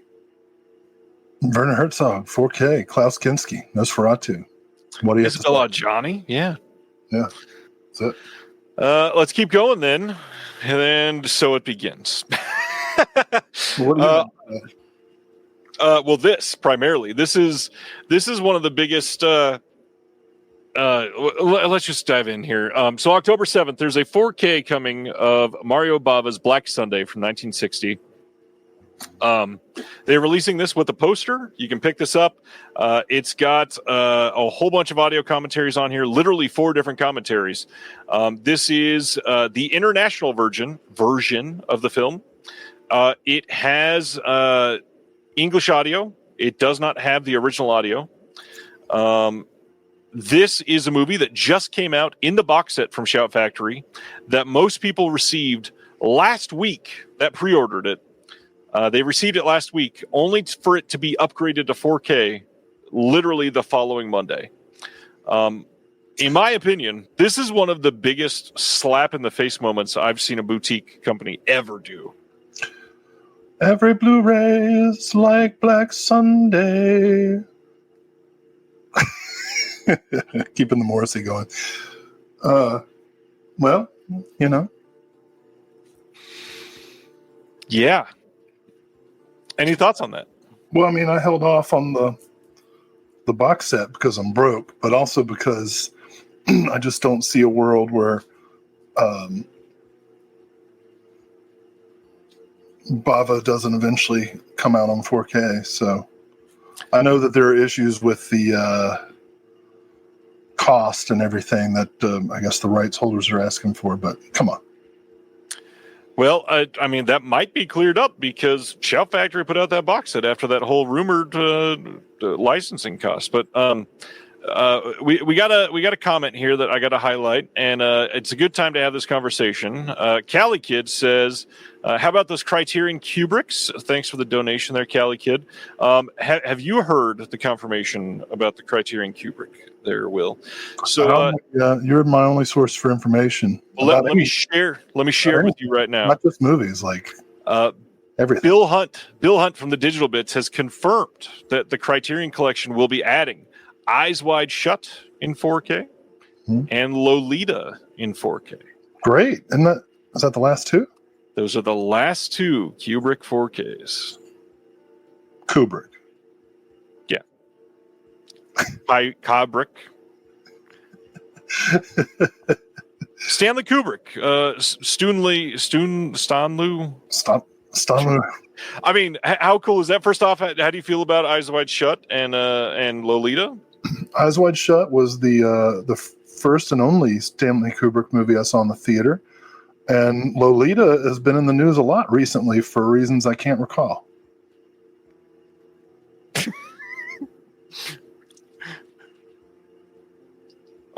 All right.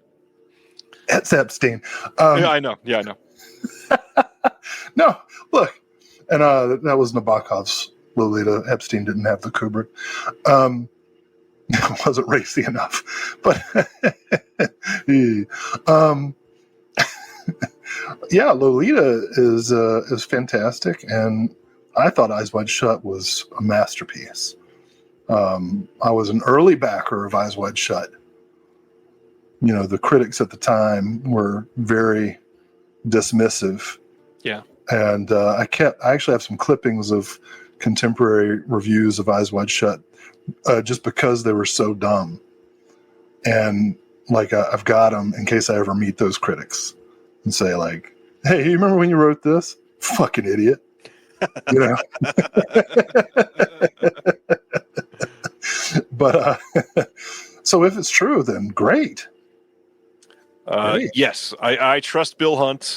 This is one of those things that he does have primary sources, and the fact that this will all be, the final Kubrick to come out on 4K, and if they really wanted to, like, obviously we don't have confirmation of this, but with how many they have, they could theoretically do like a really nice Kubrick 4K box set. They don't have everything. They would have to license some stuff for Warner Brothers if they really wanted to get every single title. Yeah, The Shining and Full Metal Jacket, and of course that Criterion didn't put out the Spartacus 4K. Right. I can't remember who did that, but that might. Cali Kid's got good point, right? Because didn't Eyes Wide Shut had a second cut, I believe. Well, I mean, yeah, there's the digital figures, which, you know, it didn't really. I actually kind of appreciated the effect of the digital figures for reasons we can get into. Like, if it ever gets announced, we can do a deep dive on Eyes Wide Shut. I can talk about that forever. But I want to say, maybe I'm wrong, but weren't there two different aspect ratios? I could be wrong about that. Was it shown open, Matt? I don't know. I don't even actually know what that means. It's a good thing you're not a film professor. Spartacus is universal. Okay, great. Yeah. So, but I mean, to be able to get all of his stuff, I'd be so happy. Yeah. The fact that we'll have all of it in 4K is huge. You know what would be cool is if AMC did a limited run of Eyes Wide Shut, so that you have to watch that weird, like, Nicole Kidman intro and then remember why you fucking love Nicole Kidman so much. Because here they are. Oh, no. Crossing the line. Oh, man. Hey, he got a bunch of compliments earlier. Sam's here. What's going on, Sam? Oh, well, now that you're here, stay. So that was Black Sunday. Lots of complaints about that one. Let's keep going. October 7th, Shout is doing a 4K of Schwarzenegger in End of Days from 1999. I wish I could do an impression. Listen to me. The days are over. That's great. That's very good. The Book of Revelation. I can't do it at all. Just say big words in his voice. That's what I always like. It's the trials and tribulations. You know what's cruel is that a person's accent has no bearing whatsoever on their intelligence. And the fact of the matter is, this man has accomplished more in 10 years of his life than all of us put together. And he was a governor. He's a weightlifter, and he's been in movies.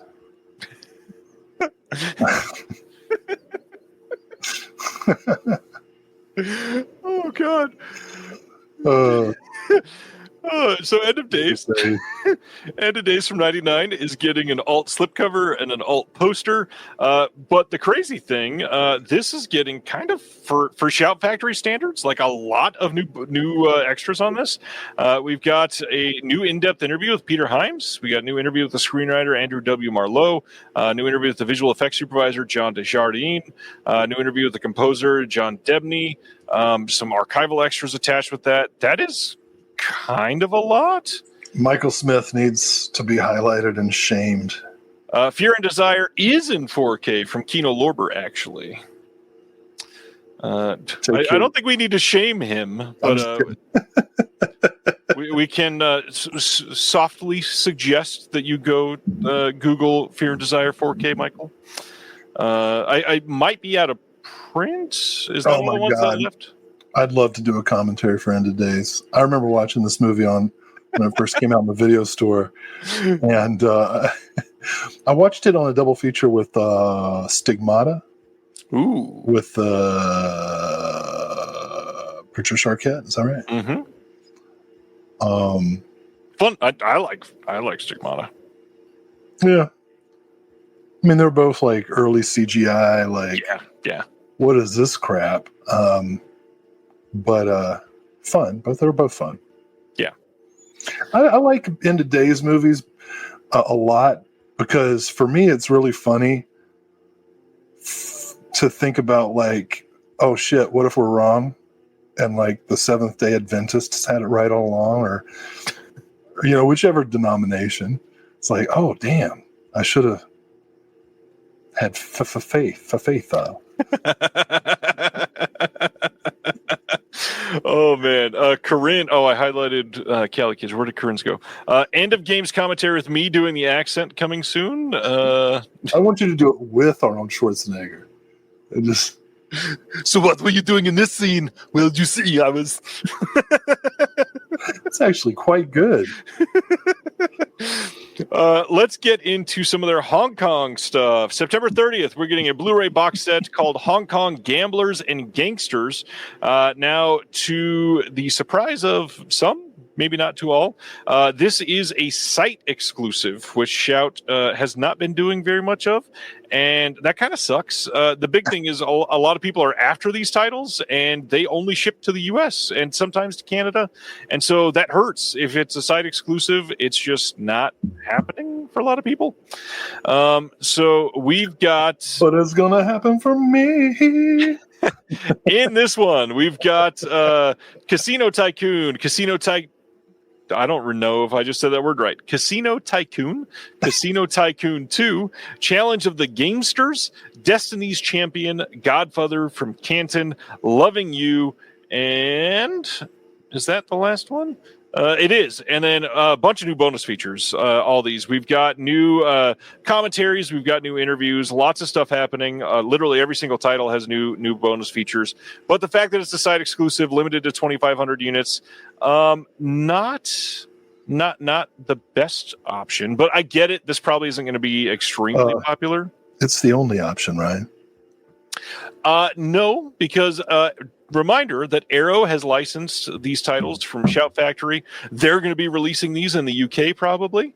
We don't know yet if that is necessarily every single title, but they're going to be releasing a lot of, if not all of them. So basically they're saying it's going to be a gamble.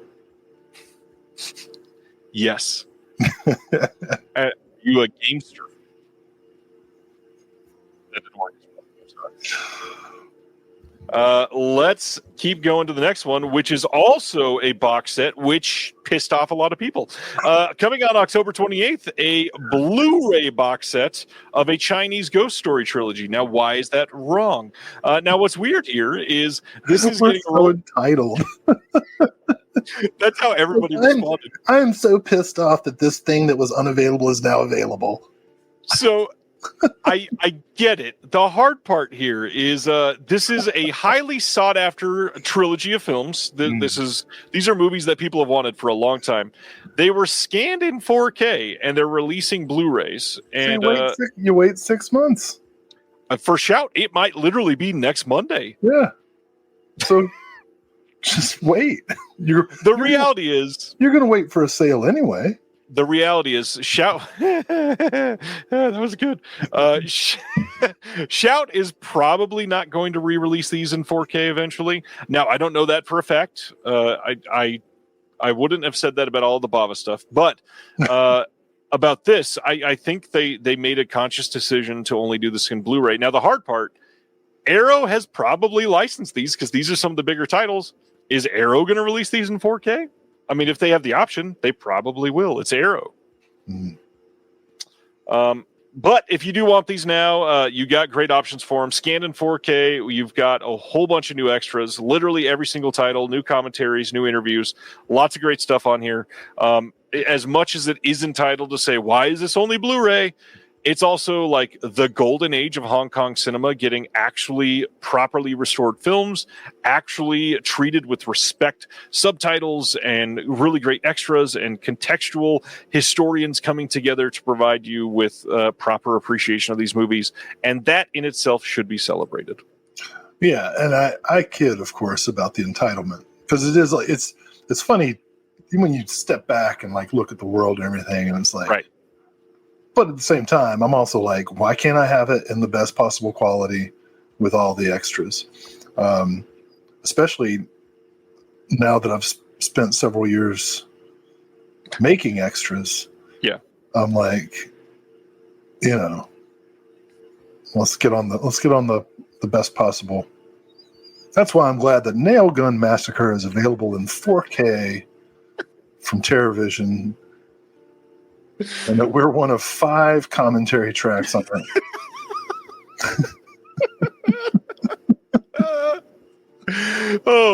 You know what you can get in really great quality is almost every single Oliver Stone film, and the next one is Savages from 2012 that you can get on 4K now. This is coming with a brand new 4K restoration of the unrated release. Yes, we've got the unrated version on 4K. We've also got the theatrical version on Blu-ray. And then new interview with Oliver Stone, new interview with the producer, a couple co-editors, another producer. Lots of stuff coming on this. Yeah, if you love Oliver Stone, you are loving Shout Factory over the last handful of months, because they are giving love to every single one of his titles.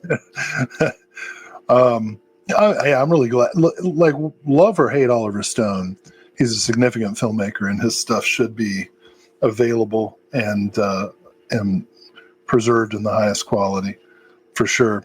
So I'm excited about this. It's funny, we're talking about 4Ks and Blu-rays. Just last week, I interviewed with John Daly, a filmmaker, for an upcoming special feature. And at the end of the interview, we're just kind of shooting the shit, and guy walks, hands me something, and he's like, "Hey, do you have a 4K player?" I'm like, "Yeah." And this is a film director, and he's like, I don't have 4K player, and Amazon sent me this 4K set by mistake. I had to get it replaced with Blu-ray. You want it? And he just handed me the 6 film Mission Impossible 4K set. And I've only seen the first 2 of them. So now that'll be my next dumbass blockbuster series to you didn't tell me about that. That's hilarious. Man. Just here's, you want this? Not bad. Yeah. That's more than we'll probably be. That's worth more than we'll probably be paid for the. No, I'm just kidding. Close though. All right, let's go to our next 4K. October 28th, Shout is putting out Catch 22, the nice Mike Nichols film from 1970. He also did The Graduate, The Birdcage. This one has new audio commentary with Drew McWeeny on here. We also got an archival commentary with Mike Nichols and Steven Soderbergh. 4K Blu-ray Catch 22. Anything on this one? Big fan of the novel. The movie's pretty good. All right. I'm not a huge Nichols fan, but this is top tier Nichols in my opinion. I was waiting for a currency joke of some sort, and it never came. All right. October 21st, we're getting a 4K of The Place Beyond the Pines. This was leaked about a month or two ago, and people were questioning if it was ever going to come out or if it was quietly canceled. And it is here, finally. All right. Silent Manuel says he was going to make the currency joke. Nice. Let's see. Place Beyond the Pines. Like I said, October 21st, you got a new 4K restoration approved by the writer and director. No new extras on this one, but you've got audio commentary. Like I said, we got deleted extended scenes and going to the Place Beyond the Pines. Yeah, I have never seen this one. And this does not look like a Will movie. What? You don't think I'm a Gosling completist? No, probably not. Eva Mendes, maybe. I think that was vaguely sexist. Oh, not vaguely, no. If I knew any of the movies she was in, I would tell you what I thought of her as an actress. Is she in something that I would know? That was so much worse than what I said. What? If I knew any of her work. I just don't know what she's in. She was great in The Other Guys. Okay. She's the trad wife. Right. Talk about sexist eye candy. That's a thankless role. Like, ha, Will Ferrell. Yeah, no, I heard this was pretty good, but I haven't seen it, no. I've heard it was good, but Ryan Gosling is not in like a third of the movie, and supposedly it's real bad after that part. Yeah. So the movie hinges on Gosling's presence. Literally. I don't know if that's the case, but hey. Hush. Next title, October 28th, 4K Steelbook of Mike Flanagan's Hush. These are all the exact same discs as Shout has previously released. We're going to be hearing this over and over again. They are doing this every single month. Be prepared for 3 to 4 more steelbooks, literally. I don't understand why they're all happening in this giant quantity, but I'm about to say the word steelbook like 19 more times. The Evil Dead steelbook from 2012 is now a wide release. This was previously a Walmart exclusive. It's the exact same release. It's just available everywhere. So if you really wanted the steelbook and you don't go to Walmart, you finally get an opportunity. They're doing the same thing with the Dark Crystal and Labyrinth. These were previously Walmart exclusive steelbooks. You can get them anywhere. I believe Labyrinth had a disc replacement, and these will be the proper discs this time. After it being out for like a year, they are now going to be fixed, of course. Halloween 3, because this has never gotten enough releases. October 14th. I didn't say about Hush, but okay. No, Hush is 10 minutes ago. Halloween 3 is getting an Amazon exclusive 4K steelbook on. For the record, I was going to sing that Paula Abdul song "Rush Rush," but with Hush. So many musical references tonight. You know what? You know what's weird? I know a lot of the words of that song. All right, Darcy. I was trying to get us through some quick ones, but you're always making us go 2 steps forwards and 1 step back.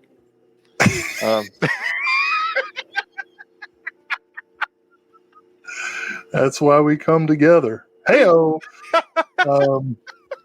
Speaking of movies that Darcy the Mail Girl likes, Halloween 3 getting its 114th HD release ever. This is probably going to still no Joe Bob appearance though. No, this is probably going to be the case for all of the Halloween films that Scream Factory has the rights to. So this is number 3. I think we got 5 more coming from them, something like that. So here they come. I like how Cali Kid is just like, say Stanley Kubrick now. Yeah, he's defending him because Noodles has been attacking him in the chat. I love it. Jim wants to know if we're halfway through yet. Just about, I think. We'll never finish. You speak for yourself. Next up, October 7th, Amazon exclusive 4K steelbook of Child's Play. And what's funny, he doesn't look like this in the first film at all. And I'm quite confused why this is the design. Yeah, I was going to ask if this is the Aubrey Plaza version. No, so this is the original. Yeah, this is the original, 1988. Okay. Catherine Hicks, Alex Vincent.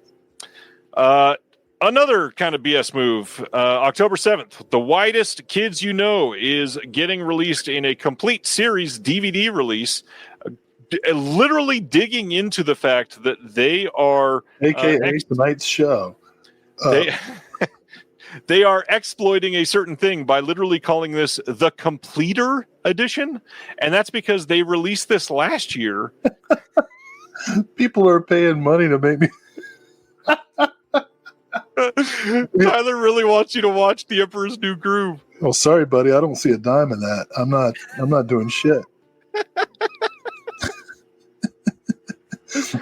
You're throwing money into a river that nobody can cross.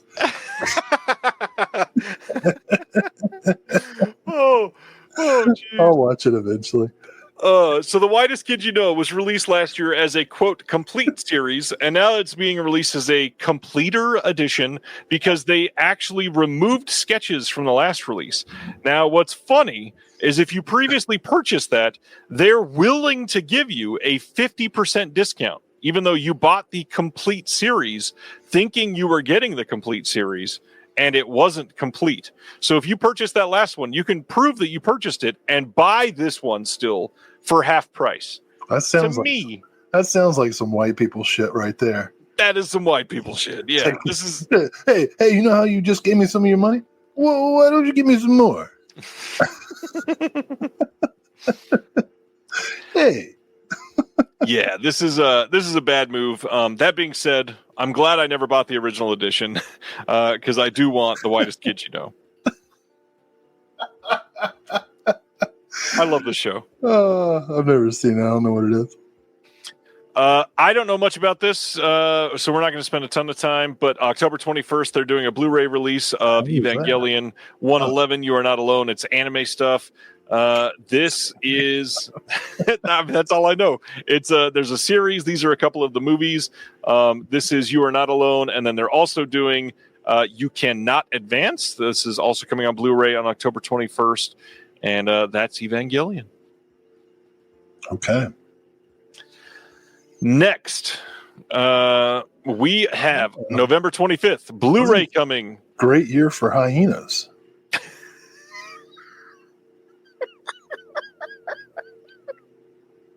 What subtle marketing, Will. I love it. November 25th. Can you imagine being a safe cracker? I cannot. Like training your whole life, be like, I am the greatest safe cracker there ever was. Right? Like you get recruited by Zack Snyder for Army of Zombies. You know that you're that good at safe cracking. And you're like, I've prepared for every type of safe there is. I've done all the research, the training. I've practiced in my safe cracking gymnasium. And then you crack the safe and there's a motherfucking hyena in it. Who can prepare for that? I love that you said motherfucking like, who, never mind. I don't want to make the joke that only you and I would understand. November 25th. Celluloid Dreams is releasing a Blu-ray of Hyena in the Safe from 1968.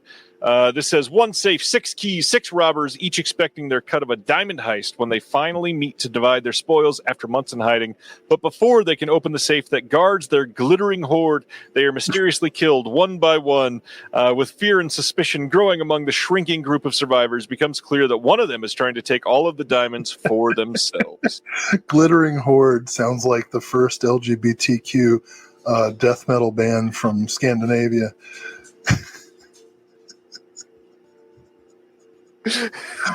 They're touring now with Amon Amarth. Go see them. Glittering Horde. I want a death metal logo of Glittering Horde. The inclusive Vikings. Oh my God, that is amazing. Wow. So this is a new HD restored transfer from a studio-provided master. We got a commentary track by the owner of Celluloid Dreams, Guido Henkel. We've got Schrodinger's Diamonds, The Duplicitous Mystery of Hyena in the Safe, a visual essay by Andy Marshall, on-location featurette, and a trailer, and that is it. Yeah, I'll see that. Well, yeah, as your name implies. Oh. That was pretty quick. Good job, Will. Going to our next one.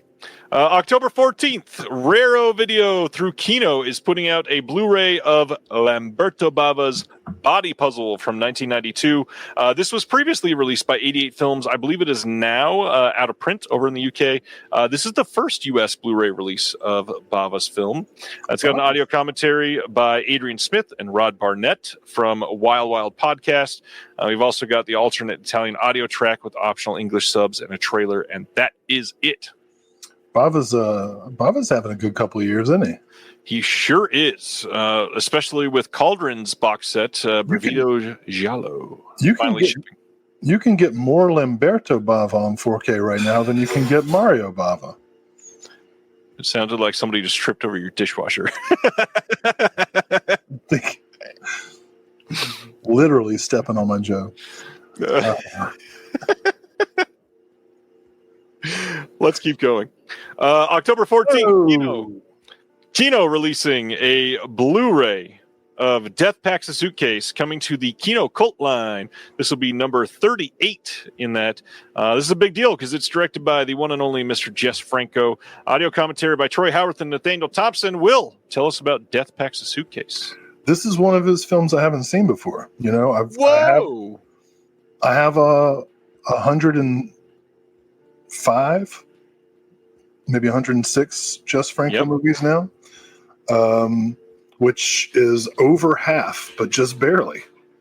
You know, let's see, how many do I actually have here? All right, hey, dog. I have 107. I have 107 Jess Franco movies at this moment. I was going to have 110 by the end of this year. Now it looks like 109. You don't have the German version of Doriana Gray or the other ones?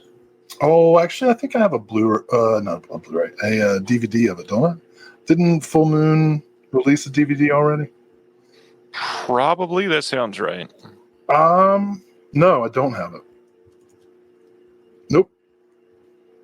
I do not. All right. So anyway, you don't know much about this one. I know that I'm going to get it immediately. Yeah. This is just exciting. Oh, I'm sorry. Go ahead. What do you want to say? Love this cover art. It sounds good. I've heard this is one of the earlier. Is that right? This is 1972, so fairly early.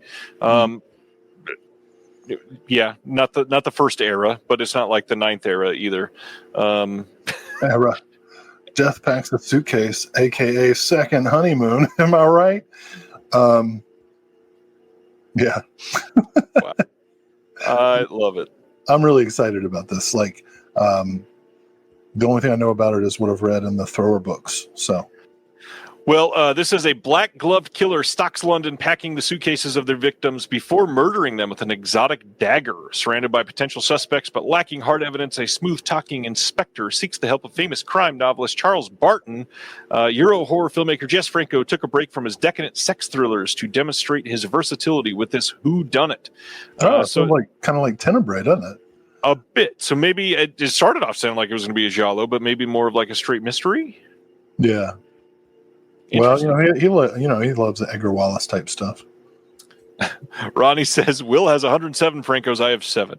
So inadequate. Yeah, well, I've been, yeah. You could be worse, Ronnie. Could be 0. Well, it could be worse. You could have 107. Touche. October 21st, Kino is releasing Soleimane's Story from 2025.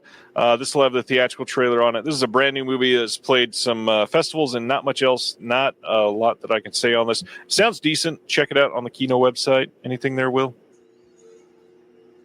This looks all right. This looks good. October 21st, they're also releasing Monk in Pieces from 2025. Meredith Monk, composer, performer, and interdisciplinary artist, is one of the great artistic pioneers of our time, yet her profound cultural influence is largely unrecognized. With Monk's music at its center and featuring interviews with Bjork and David Byrne, Monk in Pieces is a mosaic that mirrors the structure of Monk's own work and illuminates her wildly original vocabulary of sound and imagery. And I must own this. This sounds incredible. Yeah. At first, I thought this was like the OCD detective. And I was like, wow, this is his worst nightmare. But no, it's an interdisciplinary performance artist. So this is exactly how they like to do things. It is true. October 21st, they are also doing Marley Matlin, Not Alone Anymore. This is one that a lot of people will recognize because Marley was in the news, especially around Coda. Handful, was that 2020 that Coda came out, I believe? On this one, you've got a Q&A with the director and audio description, some outtakes, a couple other things. Check it out if that is your thing.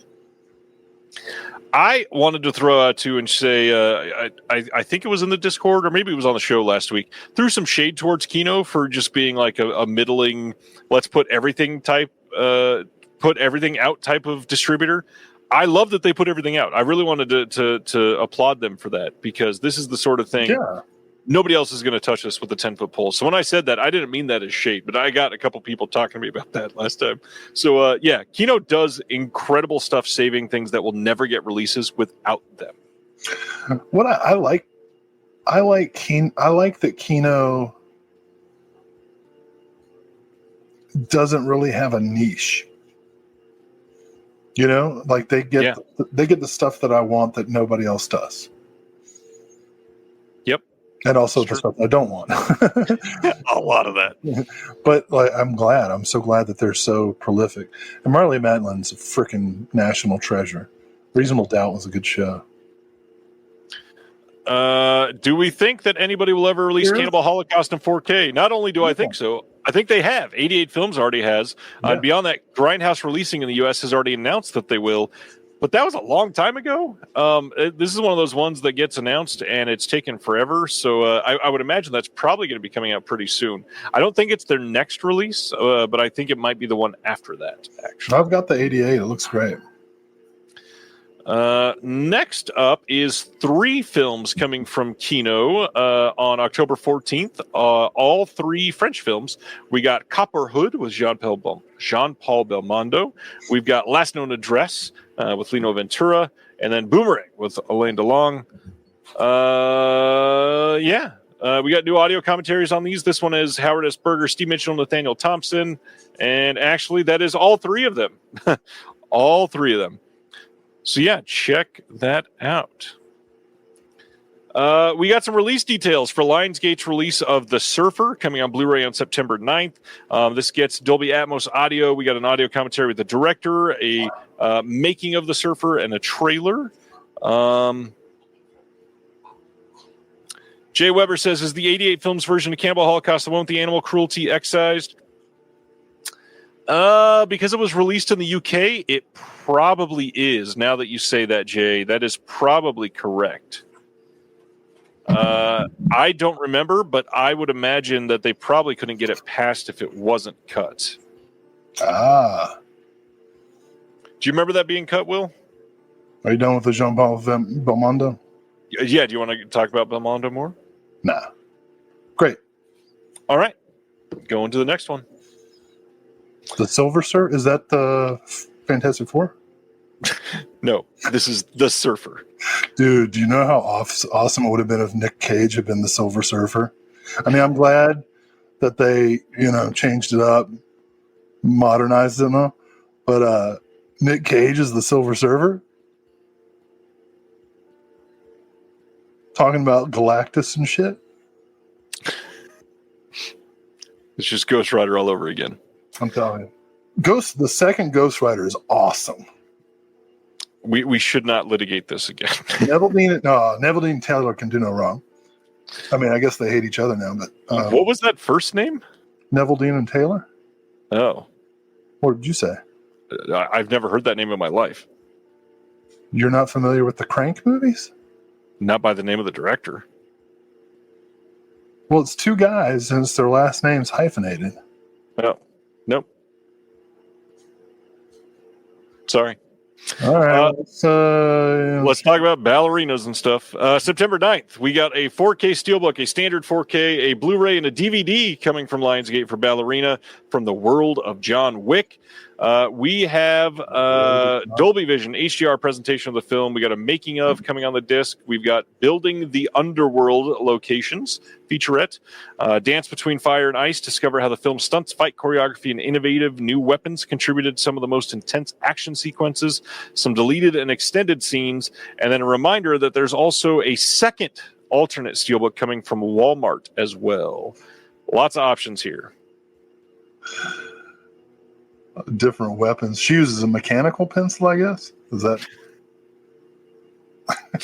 all right? We just talked about Bjork a minute ago. October 24th, we are getting a 4K and Blu-ray here from One Little Indie Records, a Bjork Cornucopia live. This is a live performance that is all of the tracks on the screen. This is supposedly really beautiful to look at. Bjork says, "I'm so thrilled to share the film from my concert with you. This has been a long journey with hundreds of people helping. So beyond enormously grateful to every single one of them. I feel the modern concert film is a matriarchally friendly construct, welcomed in the current climate where female musicians can share their worlds uncorrupted." So check this out if you are into it. Do you know what I loved about living in rural Appalachia in the early mid-90s? What's that? The impact of MTV.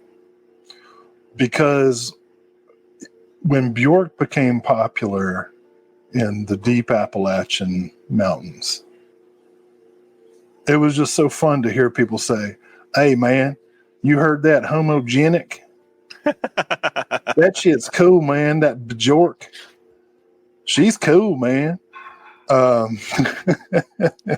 And like, I'm not even kidding. People got into Bjork where I was living, and I loved it. I was like, "This is so cool." So great. Let's watch this matriarchal concert video. Oh my god.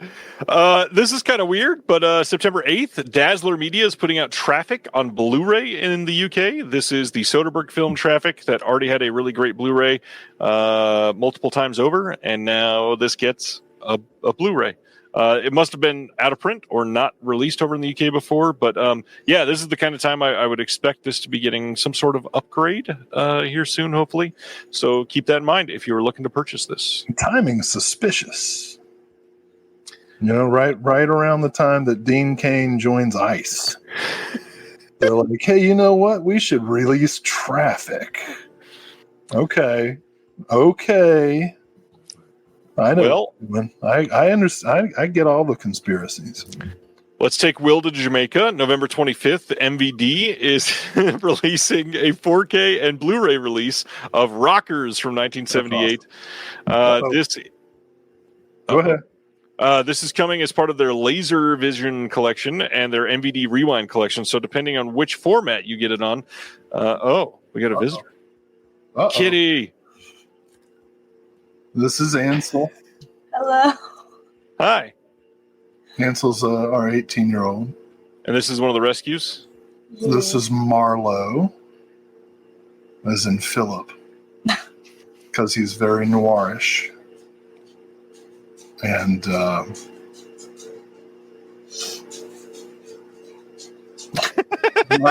Marlowe just sold 3 copies of Rockers.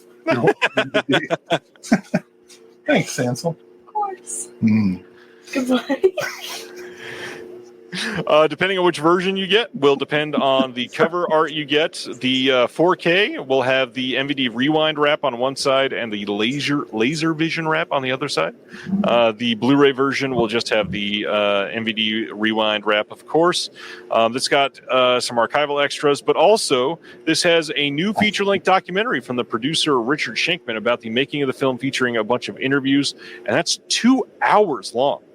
For NVD Rewind, that's a lot, actually. Yeah, I think Rockers is a great movie, so I'm excited to see this.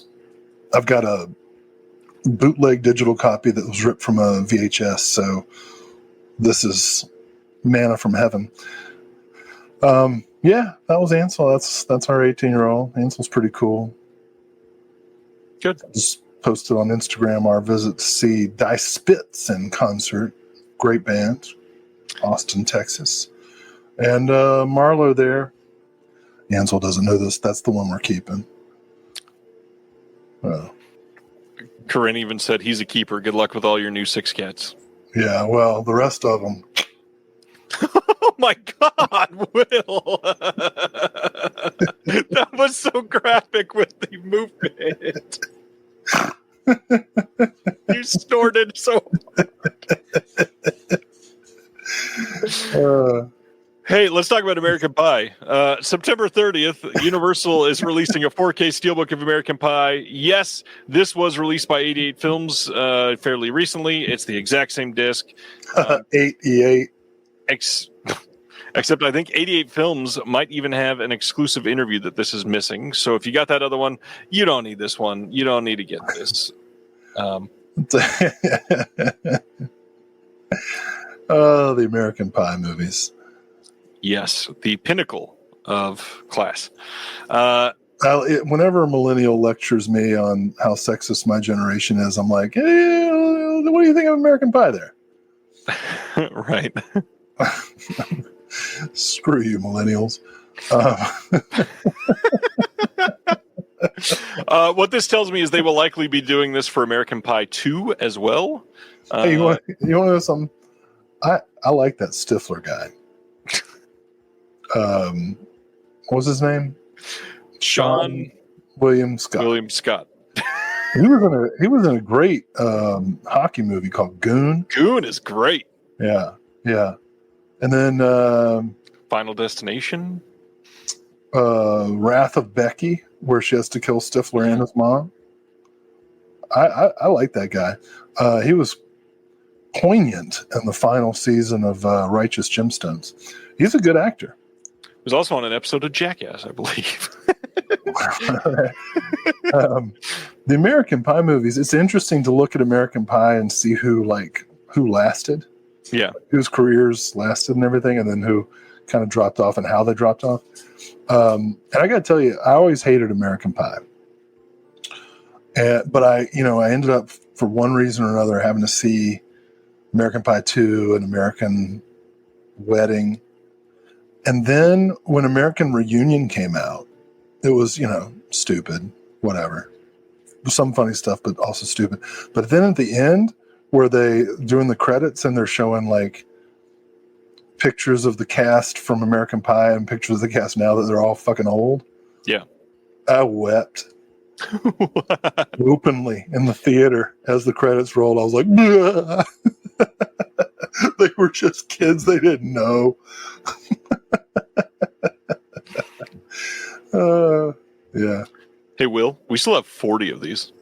Well, I'm not in, I can't control I'm on YouTube just like everybody else. I was just letting you know. I press a button and nothing happens.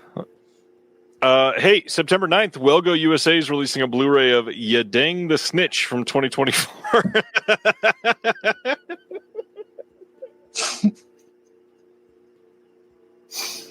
Say no more. I wonder if I could get that reaction. This is supposedly great. Friend of the show, Josh Hurtado, I believe, is the one saying this was good. Yeah, need to check this out.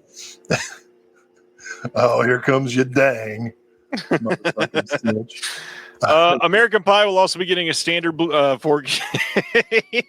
So if you don't want a steelbook, you can pick up the standard. I'm going quickly through it. September 30th. In the unrated, you see more of the non-consensual filming of Shannon Elizabeth's character. Oh, hey, this is important. Go ahead. September 30th, we are getting the complete Dracula Legacy Collection on 4K. It is... I just saw this comment from Weber. Yeah, you did. Oh God! This is probably the about 8th time that many of us have bought these films, and what I'm going to get at here, this coming out, this is only, and I say only relatively. I understand it's just the Dracula films, but it's being listed at like $40 or $50 for a 4K collection of these, and this is they're all in 4K. They're all in 4K. No so we've way. got. Yes, sir. Dracula's Daughter's gonna look good. We got Dracula, Dracula's Daughter. We've got Son of Dracula, House of Frankenstein, House of Dracula. What about the Spanish Dracula? It's there. 4K? No way. Yes way. Abbott and Costello Meet Frankenstein. All of these in 4K. Wow. And so this is a 4-disc set. It's not like a ton of discs, but to get them all in 4K, what that tells me is they will eventually be doing a complete Universal Monsters collection of 4K, most likely, because that old Blu-ray 4K. Yeah, that old Blu-ray release that started pretty expensive, and it got down to like $70. Mm-hmm. If they can start just Dracula at like 40 or 50, they're going to be able to do all of them for like $250 or $300 for all of them in 4K. That's crazy. All right. September 30th, going to be a busy day for a lot of people. Because on that same day, they're also doing a 4K collection of The Purge, all 5 films in 4K. This is, I believe, the first time that this has been released in all 5 of these in a collection together in 4K. And this is a good-looking set. It's got 10 discs, Blu-ray and 4K of all of them. Go purge in your wallet. Yes, indeed. Next up, speaking of Universal Monsters, they're doing the Bride of Frankenstein in the 4K Steelbook. We talked about this a couple weeks ago because standalone 4K Steelbook of just Bride of Frankenstein. This was coming out in the UK, and now we got confirmation this is happening here in the US as well, so we don't need to spend any more time on there. But again, September 30th, busy day. September 23rd. How many more? Like 35. I wasn't kidding when I said... We usually go to 3 in the morning, bro. Oh, maybe. We're doing fine. You got to work tomorrow, don't you? I do, yeah. You're fucked. September 23rd, they are putting out from Magnolia a Blu-ray of 40 Acres that came out this year, starring Daniel Deadweiler. Will almost had the opportunity to see this this week and chose not to. That's next week. Oh, that's next week. It's a good movie. Everybody should watch 40 Acres. It's pretty good. Saw it in the theaters here just a couple of weeks ago, and it's worth it. I'm just throwing shade for fun. This has deleted scenes. I kind of want to see those for this movie specifically. Just the 2 of us from Music Box getting a standard edition being released widely. We just talked about that over through OCN, so just letting you know. Hey, I wanted to stop on this one for a minute and highlight some things because I realize that a lot of people see this and don't understand that this is like a full magazine. So I want to take this down and highlight some of the things that we have in here. We've got full issues. We've got highlighting some releases. We've got... Glossy. That is Eugenio Arcolani from Italy talking about The Last Shark. All of the physical media releases for the entire month of August that are English friendly, all in a chronological list so that you can highlight the ones that you want. We've got a memorial section for Malcolm Jamal Warner. We've got a highlight of Cinecon, a festival coming up in Beverly Hills from the one and only Connor Holt, who was in the chat earlier. We've got an interview with Aaron West, who was in the chat earlier, by Ryan Gowland, who was in the chat earlier. This is a piece on Burt Reynolds from Ryan and a piece on Taskmaster by Stan Geezy. Like, this is a lot of actual film analysis and criticism and really great research. There's highlights of a label in here near the end. There is Q&A section. Jeremy Long in LA goes to these things, and since these aren't recorded, he takes notes and records them himself, and then shares some information with all of us so that you can hear some of these things that are said in these events. But yeah, check it out. It's a pretty worthwhile publication in my opinion. And it was a really fun cover this month, and I'm really excited because last month we did the black and white cover. And then to contrast with it, very psychedelic cover this month. From Cthulhu to Burt Reynolds. That's amazing.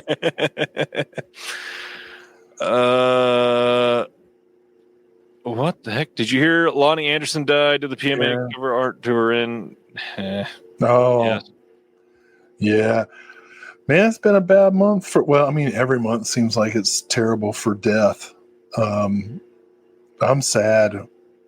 Lonnie Anderson and Ozzy and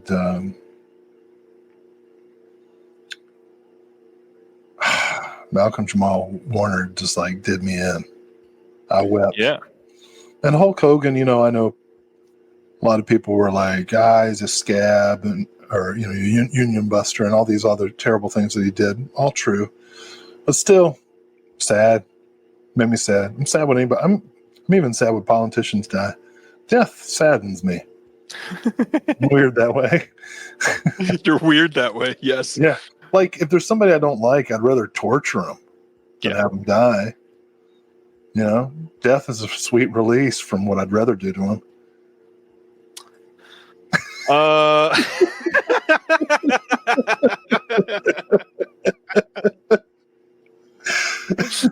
right. I'm gonna run with that transition. Severin is announced that they are replacing the disc for the Devil's Wedding Night in their Danza Macabra Volume 4 that they just released. This was only for the people that bought it direct from their website. So just a heads up that it's not, it wasn't widely released yet. But the weird thing here is that there was a manufacturing error. The lacquer that goes on the outside of the disc was just not properly set. And so it literally didn't work. What's crazy, though, is this is affecting multiple labels right now. TerraVision had to replace one of the discs because of that, and that is shipping over the next week. And there's another, I think there's a third one that also had to quietly replace some things recently. But yeah, the manufacturing arm of everything happening in a couple plants, really questionable practices at the moment. Yeah. Chris, friendship is not being replaced because of the lacquer. That is a funnier thing, but we'll talk about that in just a minute. That's just because they sent out the wrong labeled disc. Did you see in the the news has been running a couple stories about this? As a result of Ozempic, a lot of restaurants are now serving smaller portions, and I think that's so funny because you could always do that. Right. It's so funny. It's really funny to look back at the 50s, MAGA, at the size of fast food meals, which are smaller than Happy Meals now. Yeah. The culpability of the food product industry. Ragnar 666 has a question. I mean, this has been answered very, very, very many times by TerraVision. It should be reinforced. Well, sure, but what I'm just trying to say is that TerraVision is one of the better companies about being publicly transparent about a lot of the issues that have come up. The biggest one, you're saying since February, so I'm assuming that is Suddenly in the Dark. Suddenly in the Dark has been referred to as the cursed release. Me too. Because in the QC process, there was a visual glitch that was found, and when they fixed that glitch, it ruined the rest of the master, and they had to go in and fix the entire thing. Yeah. And then when it got manufactured, there was a problem with the disc itself. And when they got that fixed, the packaging came in wrong.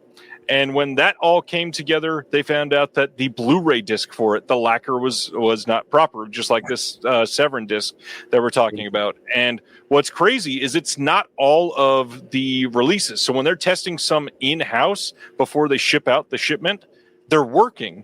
And then, like every so often, somebody's getting a disc saying that it's jacked up. So it's a problem for sure. The other thing, go ahead. Oh no, I jumped the gun. You go ahead.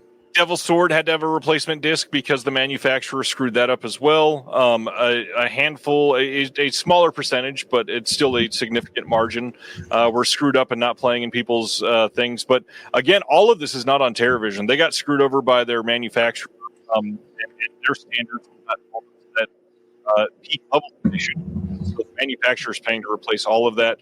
And then when TerraVision got the bundle of packaging for that third title that was supposed to be shipping at the same time, Children of Violent Rome, more than half of their shipment of the packaging was delivered damaged, and they had to get that replaced.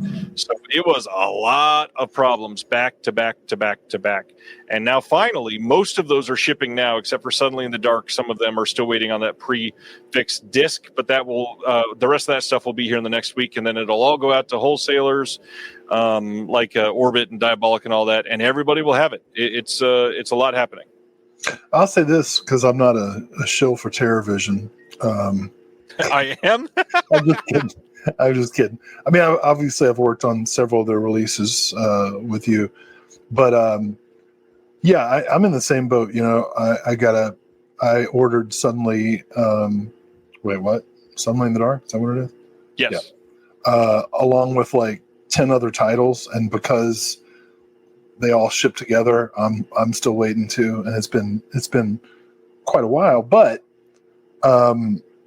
yeah, I get small company having these issues, being transparent. I think the main problem with TerraVision is that, like, and I can say this as having some inside baseball knowledge, like they've got so many freaking awesome titles that are coming that sometimes they say them before they should. You know what I mean?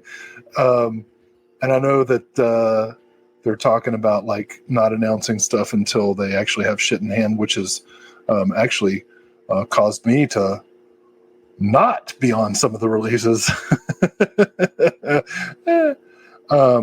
No bitterness and all. But like the delays for TerraVision, like I'll give them absolutely the benefit of the doubt because their quality control is such that when they catch a problem, they're like, nope, we're stopping until we fix it. So on the note of TerraVision, did want to point out that we are doing a live show tomorrow at 5 p.m. Eastern to kick off the 13 weeks of Halloween, and that'll be live on this channel and on the TerraVision channel.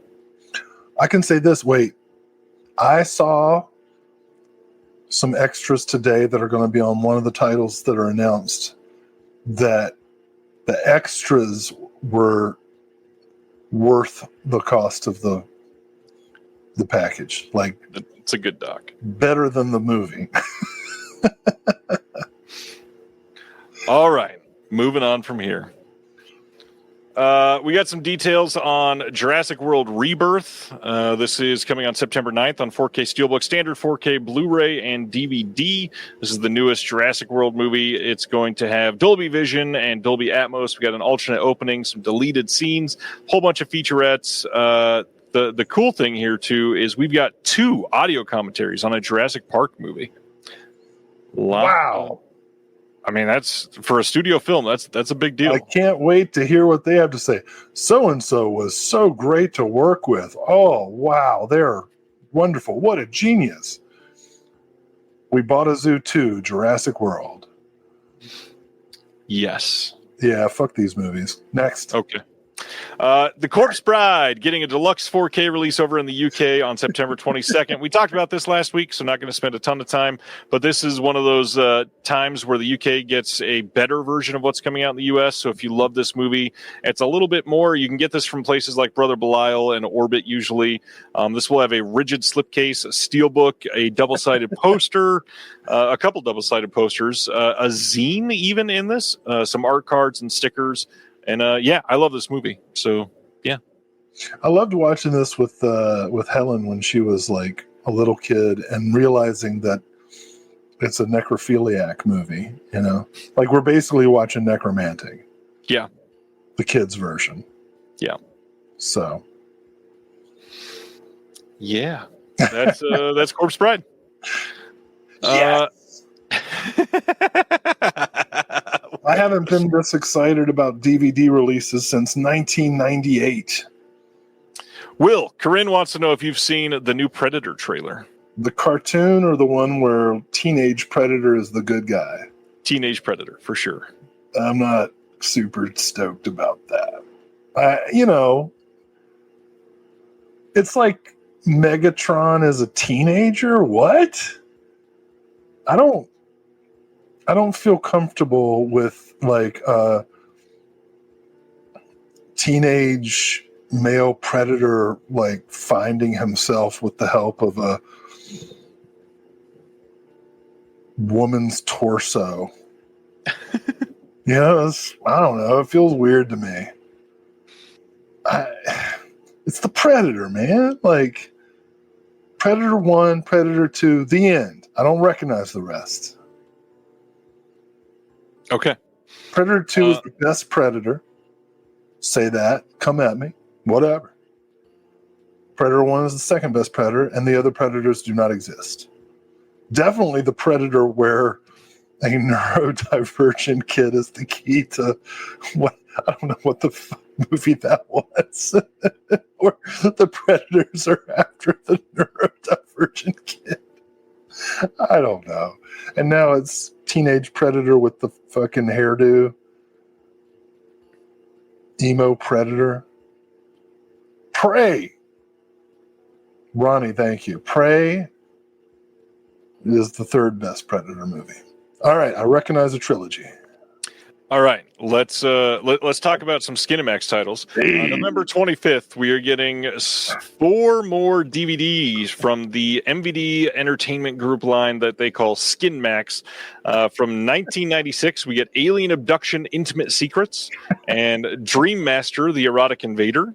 Same day, we are also getting Cell Block Sisters and Caged Hearts, both of those from 1995. We are also getting Striptease, the greatest exotic dancers, and Taboo, the beginning of erotic cinema, both of those from 2004. And finally, Forbidden Games and Forbidden Games 2, Smooth Operator, both from 1995. I've actually seen the documentary Taboo, and it's pretty decent. Like actual history, not just titillation. Yeah, I mean, what are you gonna say? These come out for somewhere between $10 and $12, and they never go on sale. So if you want these, this will be the best time to get them if you're into it. The hard part is I know a lot of people scoff when they hear DVDs. These are the best the elements are going to be, and for them to be able to release these, this is the only way that we're ever going to get these titles. We don't have HD elements for these films. We don't have. That's fine. What? That's fine. I think some of these are covered in. I think some of these are covered in "We Kill for Love." I believe all of these are actually. The hard part is a lot of people are complaining that these are DVD and not Blu-ray or 4K or whatever. These were never going to be 4K, but the reality is if you are into the films like these, this is going to be the best we get of these 8 films. If you're into films like these, you probably have a lot of DVDs anyway, if you know what I'm saying. The hard part... The hard part is with this line, we actually don't know if these are cut or uncut until they show up. Some of the previous ones in this line had been cut, and the MVD, honestly, the way they put them out, MVD doesn't even know if they're cut until somebody watches them and tells them, and they saw the original version because they don't even know the films. They're basically just getting these and throwing them on a disc and releasing them. I saw Sade in concert in 2011, speaking of Smooth Operator, and it was one of the greatest shows I've ever seen. You may not be aware of this, but I am a huge Sade fan. I have all of her work. And this was the Soldiers of Love tour. And John Legend opened for her, and like this is how amazing Sade is. John Legend opened for her, and like nobody gave a shit. They were just like, "Get off the stage, John Legend. We're here for one reason only." And she has nothing to do with Forbidden Games 2 or anything. I just had the memory. Cool. Yeah. Let's talk about the next thing. This was mentioned a little bit ago. A24 is doing a replacement disc for their movie Friendship, and this is why. This is the disc for Friendship. Boring. If you'll notice, there is no picture of a toad like they advertised there would be, but also there's not even the words A24 on this. The company here is I think it's VVS Films. This is the Canadian release of Friendship. This is supposed to be on that disc, and the US disc was supposed to be the A24 branded one. So in manufacturing, they put either the label on the wrong disc, or we got sent the Canadian discs. So are you saying the Canadians got our toads? No. But the Canadians aren't supposed to get toads at all. No toads at all. Just we yellow get toads. The Canadians get no toads. Correct. No toads for Canada. Correct. The toads have been tariffed. Correct. There's a 25% tariff on toads. Correct. Way to toad the political line. That's it. If you are needing the replacement disc, you can email A24. I got the email address listed there, and it is. They're gonna revise the book so that Canada just gets frog. It says the word frog in Sharpie. To email A24, it's shop@a24films.com. KP got the joke of the night. KB got the joke of the night. Oh, here we go. This is what I've been waiting for. September 16th, Sony Pictures Classics Blu-ray coming of This Is My Father from 1998, starring Aidan Quinn, James Caan, her brother John Cusack, and Brendan Gleeson. And tell me, I assume you've seen this one, Will? Oh my God. You know what I love? Movies about straight white men not talking about their emotions. Oh, have I got 73 years of cinema for you? I can't wait to watch 2 hours of men failing to say what they feel. And then like golfing it out. Golfing it out. I don't know anything about. Didn't we already talk about Happy Gilmore 2 tonight? I don't know anything about this movie, but I can tell you from my personal prejudice, I have zero interest. Cool. Next up, VCI is releasing Out of Season from 1975 with Vanessa Redgrave.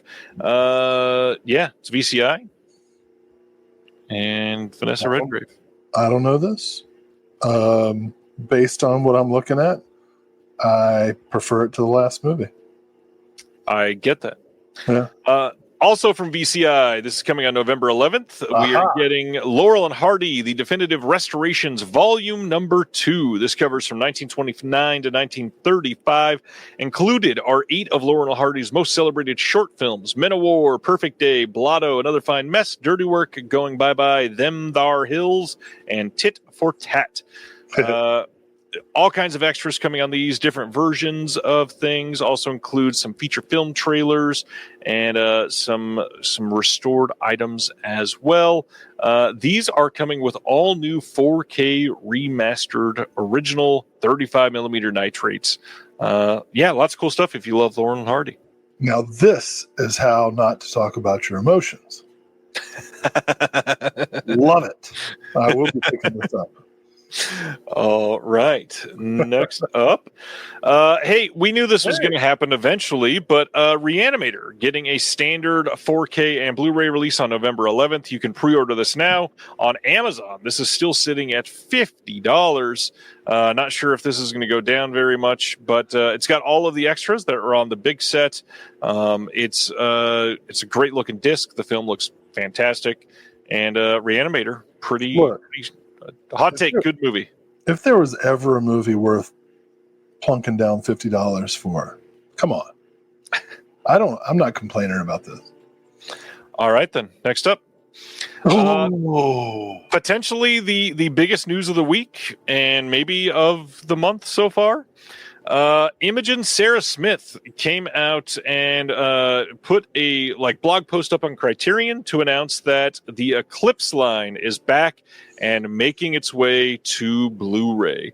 This is going to be starting in November, and this is going to be starting with a box set of Kiarostami, early shorts and features. That's a huge deal, obviously. This is really damn exciting. The big thing is her exact quotes in here. We're going to be upgrading some of the most popular titles as well as producing brand new sets. We'll be kicking off the series relaunch with the new release of Kiarostami's early films. And then they say in the coming months, you can look forward to Eclipse sets of the 6 extraordinary features directed by Kinuyo Tanaka, Japan's first successful woman director, 5 searingly radical documentaries from the husband and wife team of Kazuo Hara and Sachiko Kobayashi, and we'll get you singing and dancing with Blu-ray upgrades of Carlos Sora's electrifying flamenco trilogy and Ernst Lubitsch's joyously risque pre-code musicals. Also in the pipeline are sets devoted to the early films of Ruben Östlund and the revolutionary cinema of Sarah Gomez. And they say, with the relaunch of Eclipse, Criterion reaffirms its commitment to making the full richness of film history accessible with the reliable permanence of physical media. Each release will use the best available materials and feature an essay in which an expert will share historical context and insight about the films. I kid you not. I was planning on one of my topics to talk with you about this week was the Eclipse series, and how I have the complete Eclipse series and wondered if it was done for good, to coincide with Criterion fully shifting into 4K production. And then this announcement comes out, and I thought to myself, damn it, I'm going to have to upgrade 40 some box sets over the next several years. Agnes Varda and Chantal Ackerman and all but one of the titles in the early Ingmar Bergman set have already been upgraded. One of the Larissa Shepitko films has been upgraded, but most of the 47, I think, Eclipse box sets, which range from 2 to 6 movies each, are all just DVD, including 2 Akira Kurosawa sets. The Nikatsu Noir set is very popular. I mean, what the hell? And then for them to come out with all these Kiarostamis that have never been available before. Oh my God. Keep in mind that they did say they're upgrading some of the most popular box sets, not all. They're doing them all. They're going to do the Aki Kaurismäkis. They're going to do the freaking silent Obayashis. I don't know. Silent Naruzas. Oh my gosh. I do want to point out, too, the other information that I buried in a kind of funny way in this post here, that in a video interview, Kid and Play announced that House Party is coming to 4K from Criterion in November. So that means next week, on the 15th, so either next Friday or the following Monday, we are likely going to be getting full details of this Kiarostami box set and Kid and Play's House Party on 4K coming from Criterion. Hell yeah. And Will, I don't think I told you about this. Really funny today, randomly, Kid and Play followed me on Instagram. Dude, that is so lucky. Tell them I loved their Saturday morning cartoon. Kid and Play they came and performed at my college's. I skipped it, but I think it was my 20th reunion. I should have gone to see Kid and Play, but I didn't because I didn't want to see anybody that I went to school with. Smart. Well, Kubrick and House Party official announcements upcoming. Wave, Yeah, it literally could be next week. Wave got the message like this. All the news worth knowing. Kubrick and Kid and Play. If only he had lived to make House Party 5. Kubrick, Kid and Play, and Kiarostami. All the wait. Why does it have to be 3 kids? Whoa! Get out! which now itself has more resonance. That was pretty good. Nicely done. Jesus Christ, man. Yeah. You are the whitest kid.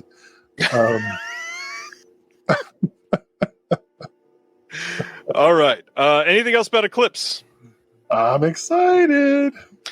This is a big deal. This some of the stuff that is inevitably going to get upgraded is very important. The Eclipse series, one of the bedrocks of Criterion over the last however many years since the first one. I am thrilled to see what they might be able to do, and this is like the definition of film restoration and archiving things in the best possible way that we can. And you know that they're going to have to do things like the Kurosawa stuff. So, yeah. I tell you, man. Well, all right. I hope Eclipse is a place for more shorts too. Yeah. Yeah. I agree. All right, moving right along. Another kind of big deal announcement. October 21st, Kino is releasing a 4K and Blu-ray release of Rampage from 1987 and 1992. How is that the case? Well, this is a Friedkin film that was made. And let's see. This has the director's cut. This is a Friedkin film that was made. Hold on. Correct. The director's cut premiered in some festivals in 1987, and then it was shelved for 5 years. And once it was shelved in 1992, Miramax acquired the film, and the film was then edited by 5 minutes, and it got a long overdue theatrical release. And now here it is on home video. This is brand new HDR Dolby Vision Masters from the OCN and 35mm Interpositive.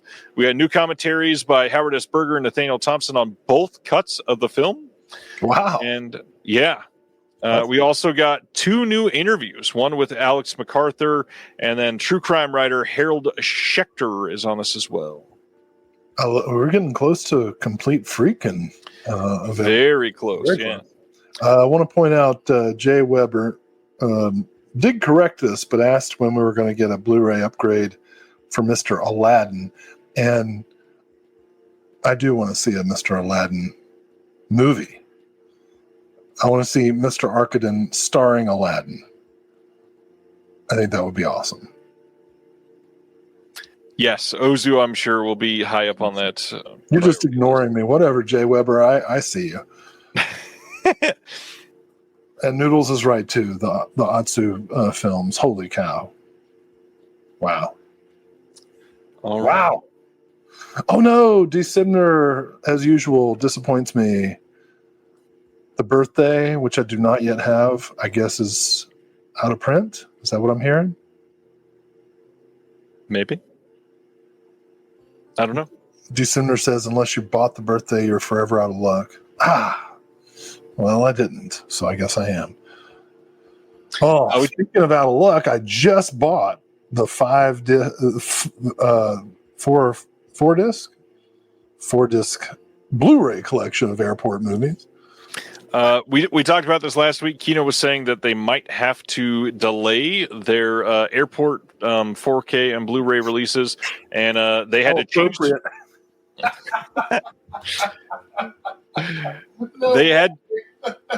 They had to change the key art, and this is already the new key art. And this is going to still be coming out on time. It looks like it will still be coming on September 30th. It is not delayed. It is on time.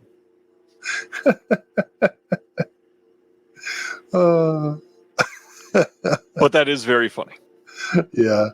And then when you go to buy it, somebody in line in front of you is going to be causing a problem. To buy it, you have to take your shoes off? Well, just they'll be trying to return something without a receipt. Yeah. And you'll be like, God damn it, I just want to buy this airport. So. All right, next one.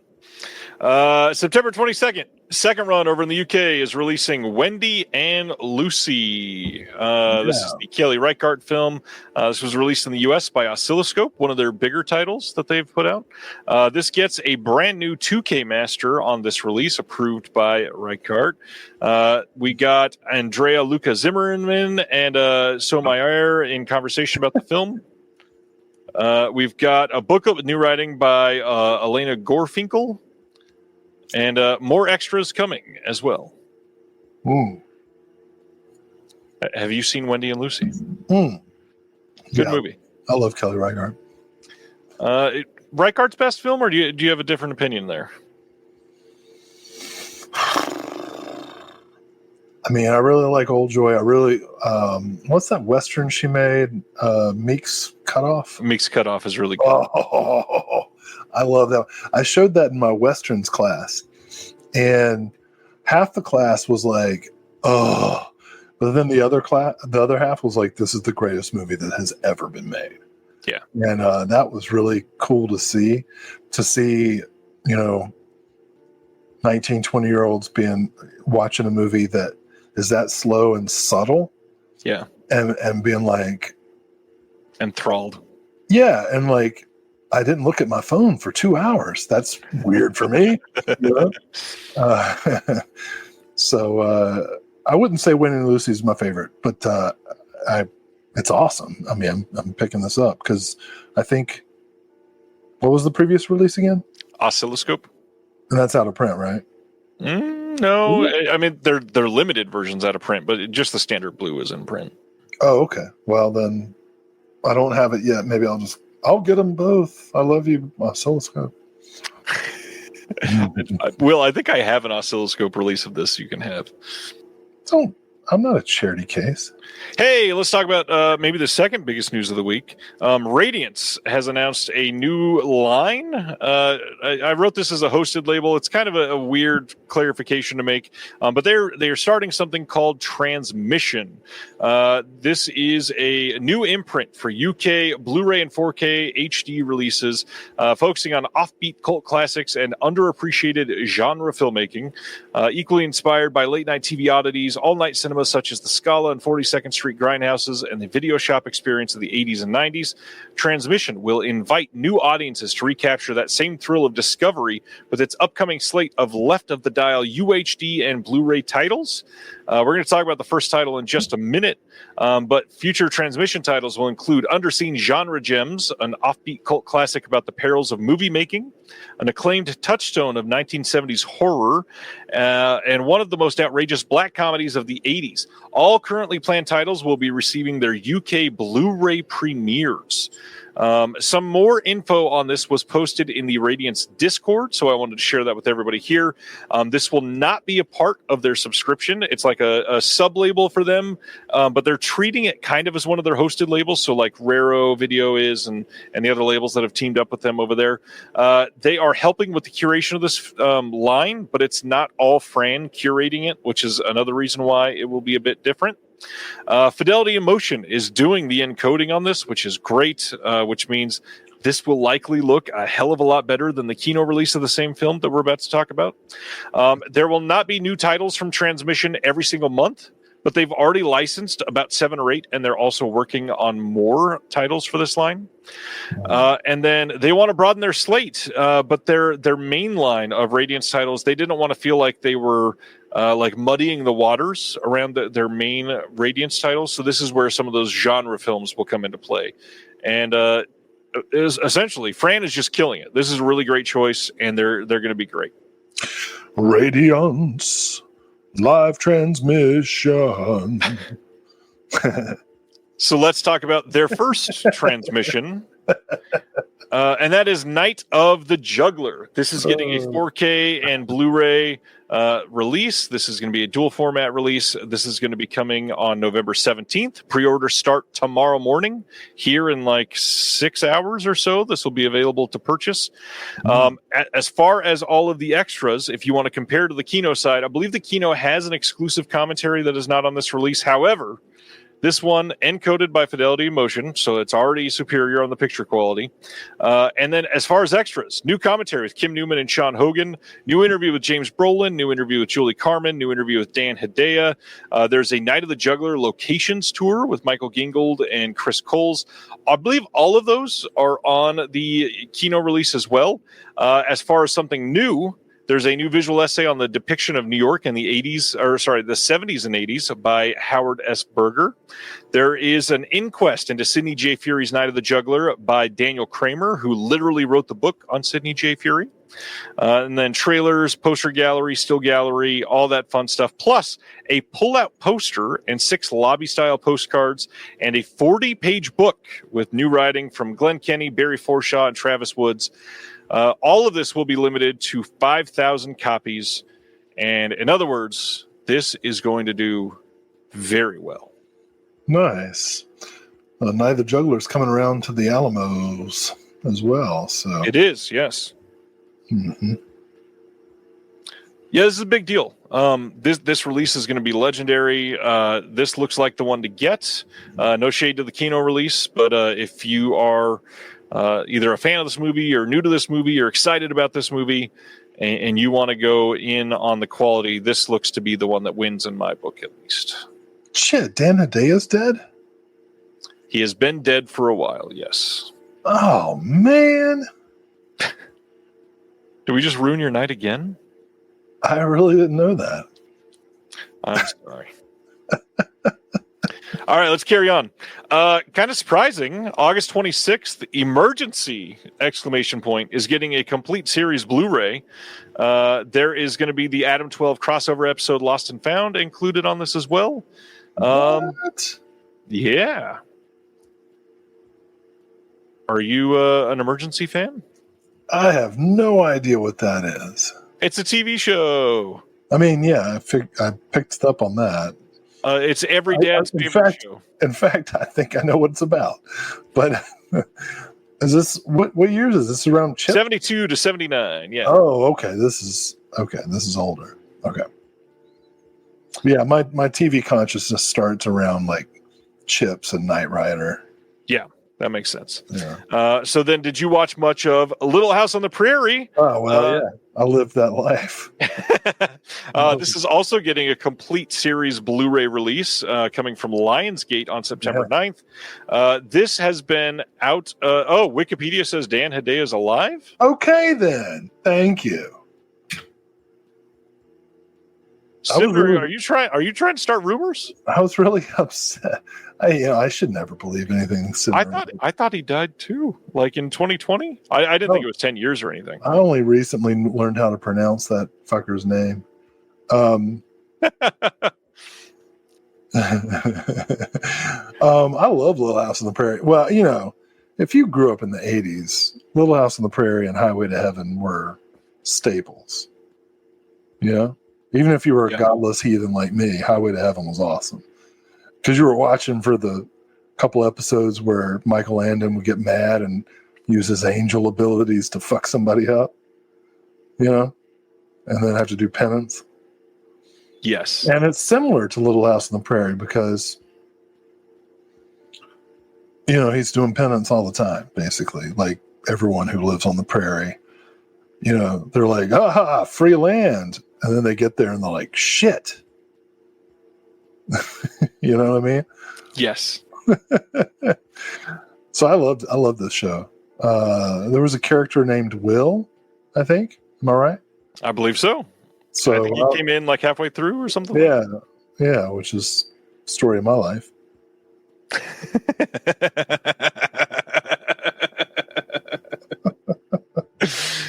Oh man! Now we're debating Dan Hedaya's existence. As I just said in the chat, I can't find a single article talking about Dan Hedaya dying. You know, it would be hilarious if Dan Hedaya was in the stream. Like, Here he is. Come on in, Dan. He's a Blu-ray collector. He's like waiting for the. Anyways, Little House on the Prairie. These had been released previously on standalone single releases, Blu-ray seasons, but they've been out of print for some time. So this getting a standalone full series Blu-ray release is pretty damn cool. I know this isn't everybody's cup of tea, but the big thing is the price on this. I thought this was going to be much more expensive than it is. If you go look on Moviezing right now, this is like $180. And if you go over to deep discount, you can use I think it's still the lower price from earlier. You can use their discount and get this for as low as like $115, $120, something like that. Oh, we got Matthias from Sweden saying, "Holla, What's going on? Good morning from Sweden." holla, Matthias." I don't need to change the motherland for me.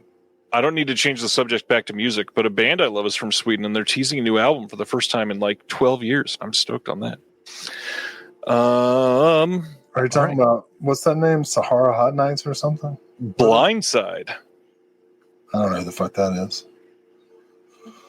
I love the band Blindside. Hey, let's talk about BFI for a minute. BFI on October 13th, they're releasing a 4K of Eyes Without a Face.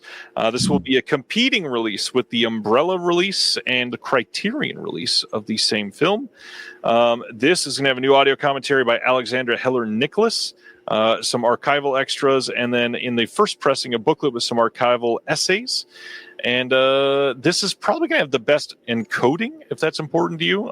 This, I believe, should be done by Fidelity in Motion. Oh, yeah. Great movie. Shout out to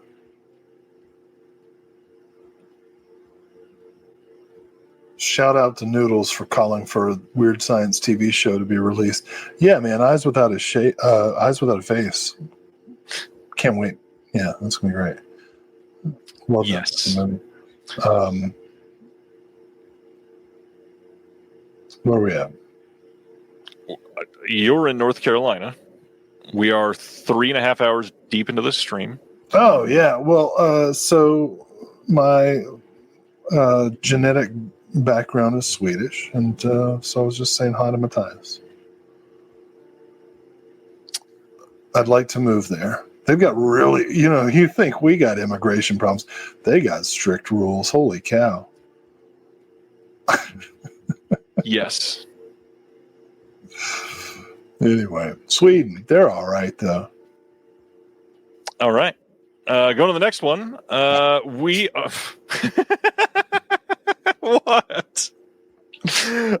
October 6th, the UK is getting its first standalone Blu-ray release of Jean Dielman, what is currently voted as the greatest film of all time, according to Sight and Sound. There is nothing new on this disc, but it's the first time it's been released on its own. And if you want this and don't want the whole Chantal Akerman set, this is the way to get it over in the UK. Offensive. Get it all. But yeah, this is a great movie. All right. Next up, this is the one that's most exciting to me. On October 13th, BFI is releasing Volume 4 of Short, Sharp Shocks as part of their Flip Side line.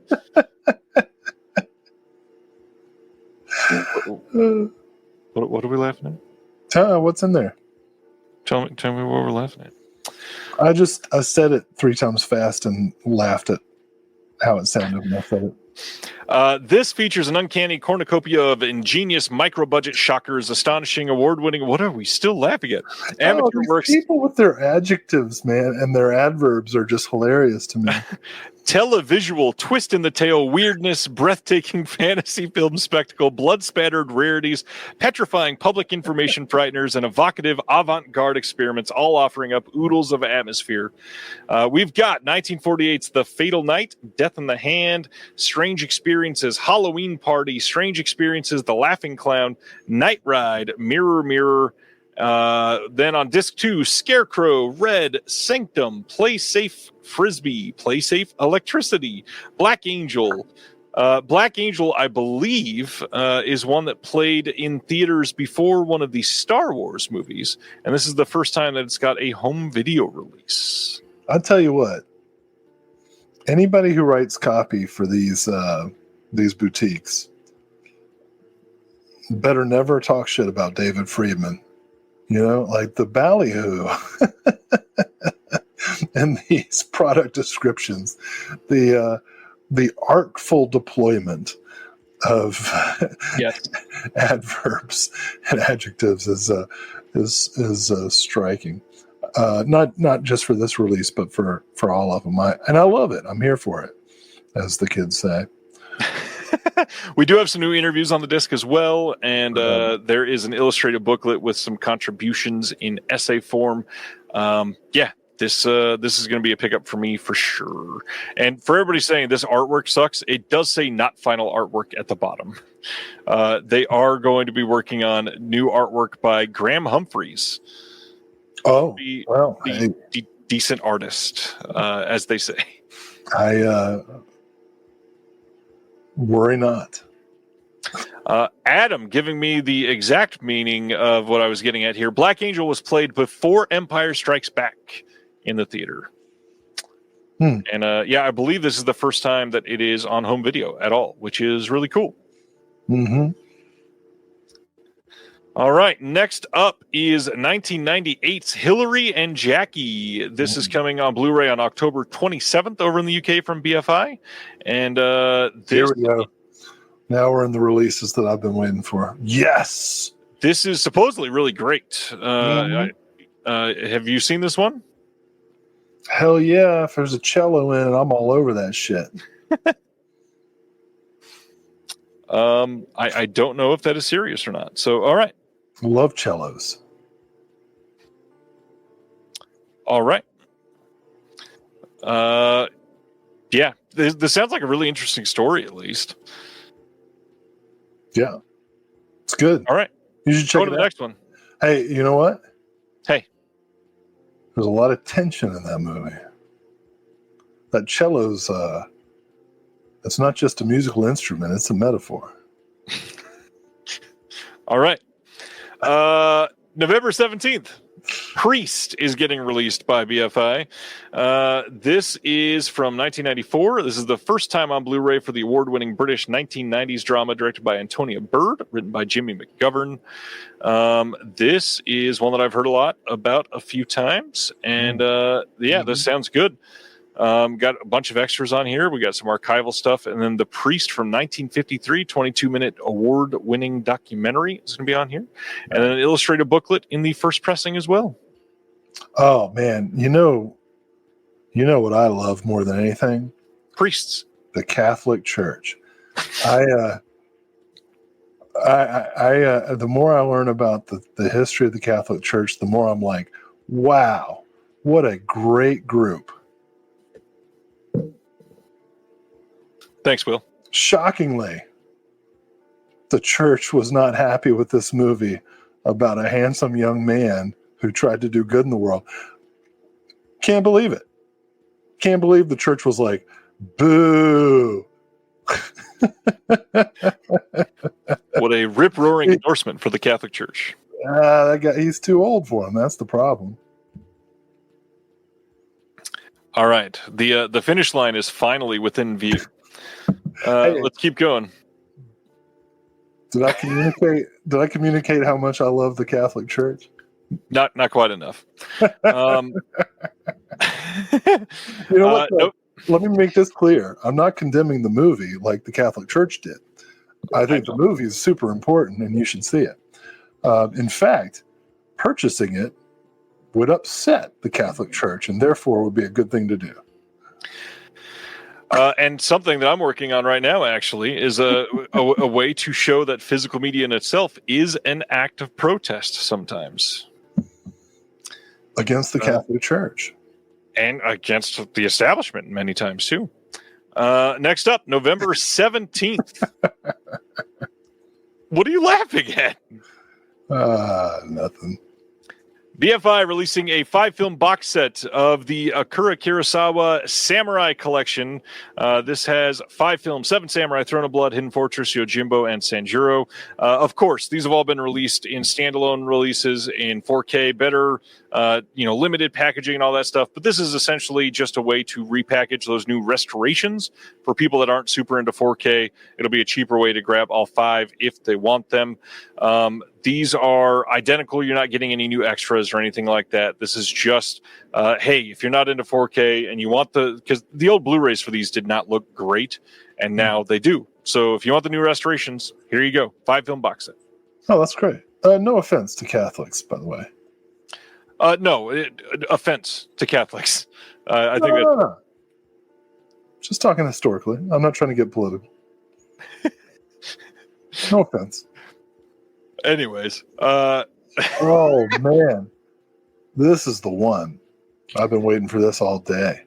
November 24th, The House of Mirth coming to Blu-ray from BFI. This is the first time on Blu-ray for Terrence Davies' acclaimed adaptation, newly remastered by the BFI. No extras announced yet, but there will be some extras on here. And this with some interesting cast members. We got Dan Aykroyd, Laura Linney. Oh, yeah. Anytime I'm thinking costume drama, I'm like, get me Aykroyd. Eric Stoltz. Yeah.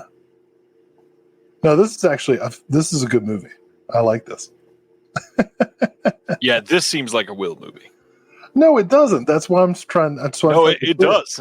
I'm genuinely saying it does seem like a Will movie. Well, I actually do kind of like these costume dramas, especially the literary adaptations. The Dickens and the Whartons and all that. Yeah. But Thackeray, kind of bearing the lead here. What? Gillian, kind of bearing the lead here. Gillian Anderson being in this is kind of cool too. Oh yeah, she's the best. All this from 2000 sounds like a good time. Yeah. All right. Here we go with the controversy. Let's just dive right in. October 7th, 4K Steelbook. 4K Steelbook. A Blu-ray release and a DVD release in 2025, the year of our Lord, says the Catholics. Disney and 20th Century Studios is putting out the Rocky Horror Picture Show, which coincidentally, I'm wearing that shirt. Oh, look at you. That'd be better cover art. That's what everybody else is going to say. This is coming from Disney here in the U.S. This is likely going to be getting the exact same Steelbook release over in the U.K., and then we are not getting a standard 4K in the U.S., but we will likely get a standard 4K over in the UK. The inside art looks like a Gambit movie or something. Shazam? Something like that. I don't know. Oh, yeah, the back looks like Shazam. And the front, I don't know. Looks like somebody who saw a YouTube video about Rocky Horror, but I didn't actually ever go to one. Yeah.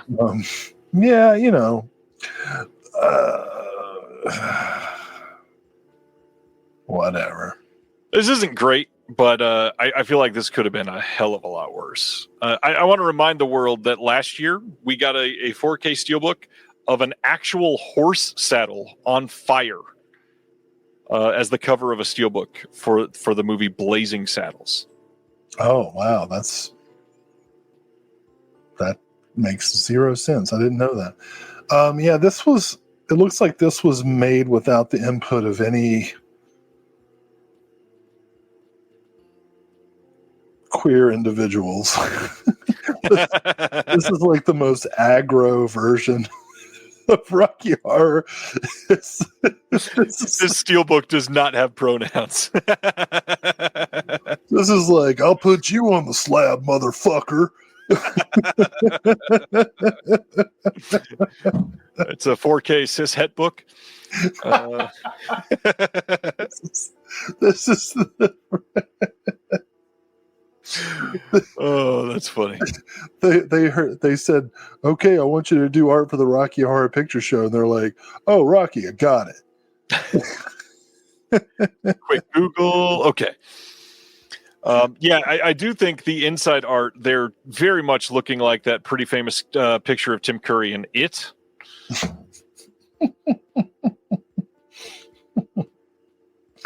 Oh man, this is like Rocky Hell Noah. The inside cover is Pennyfurter. Frankenwise? I don't know which one was better there. Another complaint that I got from a lot of people is the 4K disc is a 66 gig disc, and yeah, it's not great. They definitely should have put that on a 100 gig disc. I don't understand some of Disney's choices here. No new extras either. From what I hear, the UK cut is on here likely, which is a big deal for a lot of people because of the hero song. Yeah, I don't know. I'm glad. I'm grateful that we're getting this in 4K. I certainly don't want to complain about that. Will, you look genuinely distressed. This is like, I'm just laughing. I'm laughing at the art. I mean, unlike many people, like I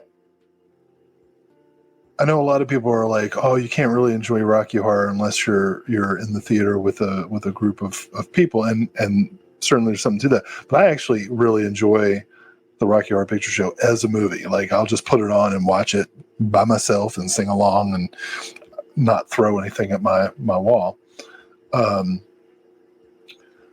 But I'm, this cover art, I generally just don't even care about like packaging that much, but this is pretty funny. Yeah, just how just completely divorced from the material. This is like Rocky Horror First Blood Part 2. It's do we get to win this time?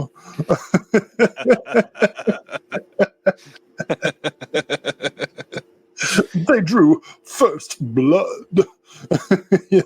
Just wow. I just okay. All right, let's go to the next one and do the time warp again. We've got Oscilloscope this fall putting out a Blu-ray and DVD release of The Taste of Mango from 2023. Good art on this. I like the cover art on this one. This says it's the debut feature from filmmaker and video artist Chloe Abrahams, and this is an enveloping, hypnotic, urgently personal meditation on family, memory, identity, violence, and love. At its center are three extraordinary women: the director's mother, Rosanna, her grandmother, Jean, and the director herself. There's stories by... The mango's a tango. There's stories by... Damn it. Their stories, by turns difficult and jubilant, testify to the entangled and ever-changing nature of inheritance and the ways in which we both hurt and protect the ones we love. There's some short films on here, and then the director in conversation with Sarah Doza and a trailer. Listen, don't let my Ted Nugent joke detract from this movie, which is quite good.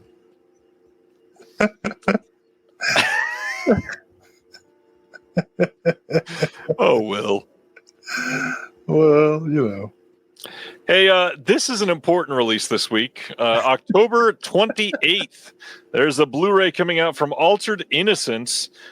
This is called Angst by August, and it will include the films Zappa and Twist and Shout from 1983 and 1984, respectively. And this says, Danish director Billy August, Academy Award and Palme d'Or winning director of Pele the Conqueror that we just talked about earlier tonight.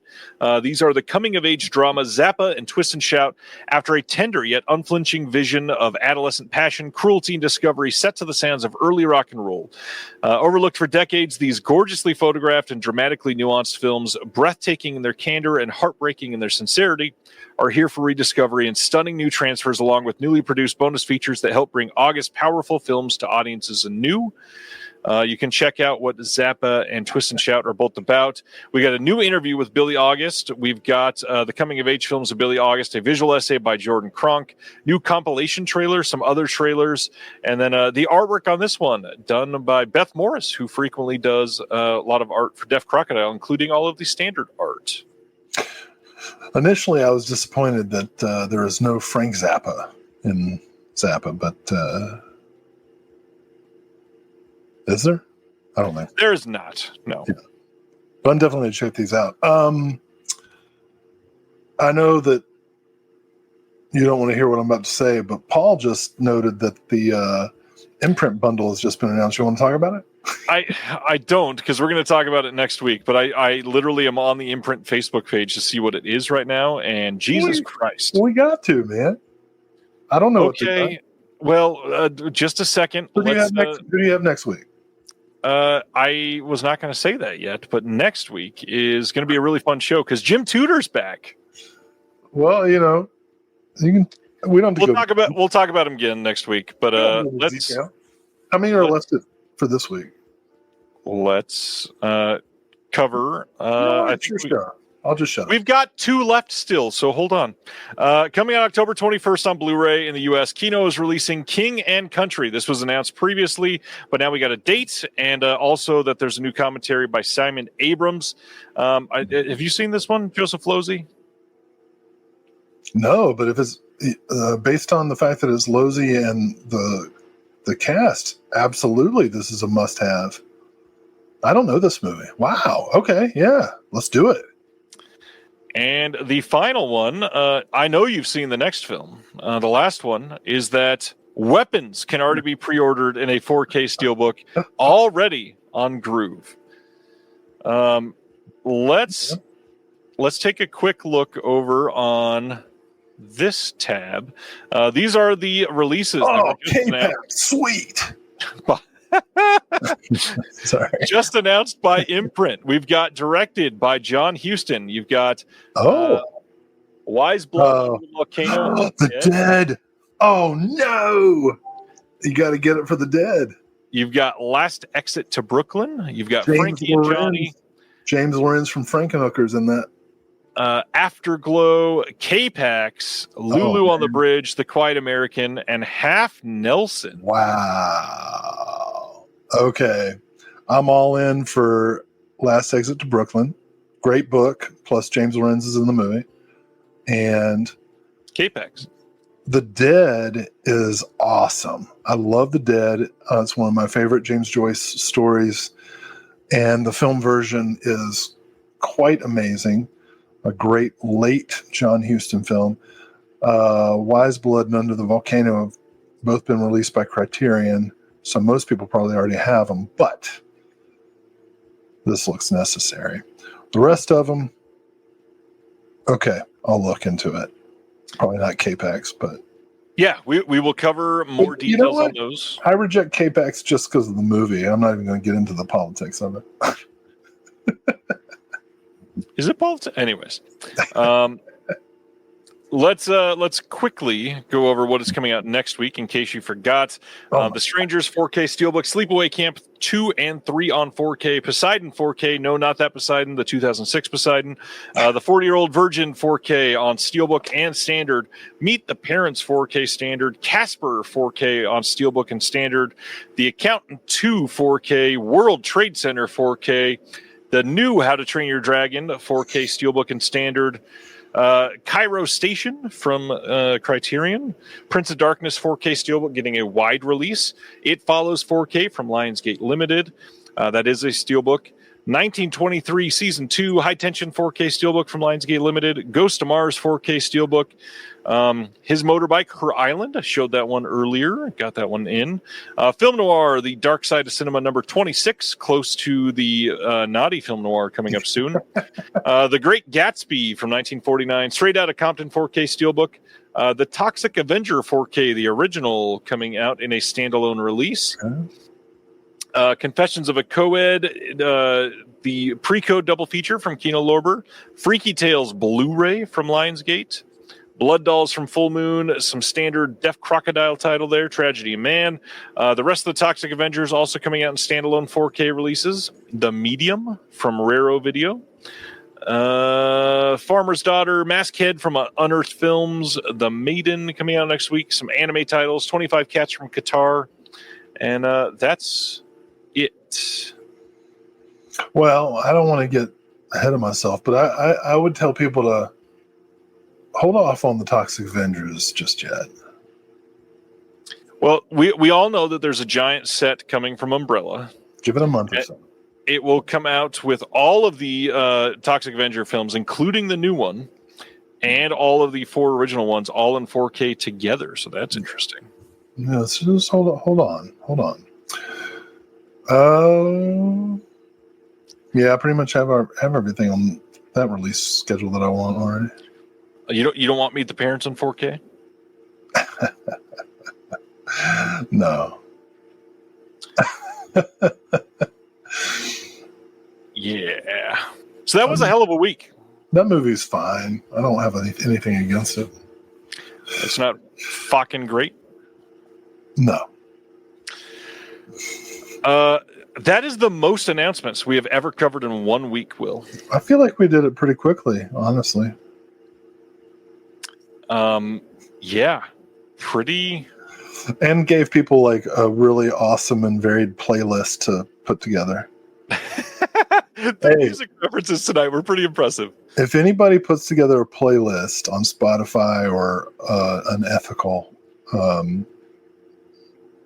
platform, if anybody puts together a full playlist from tonight's show, you can get a free year Patreon membership with Ryan.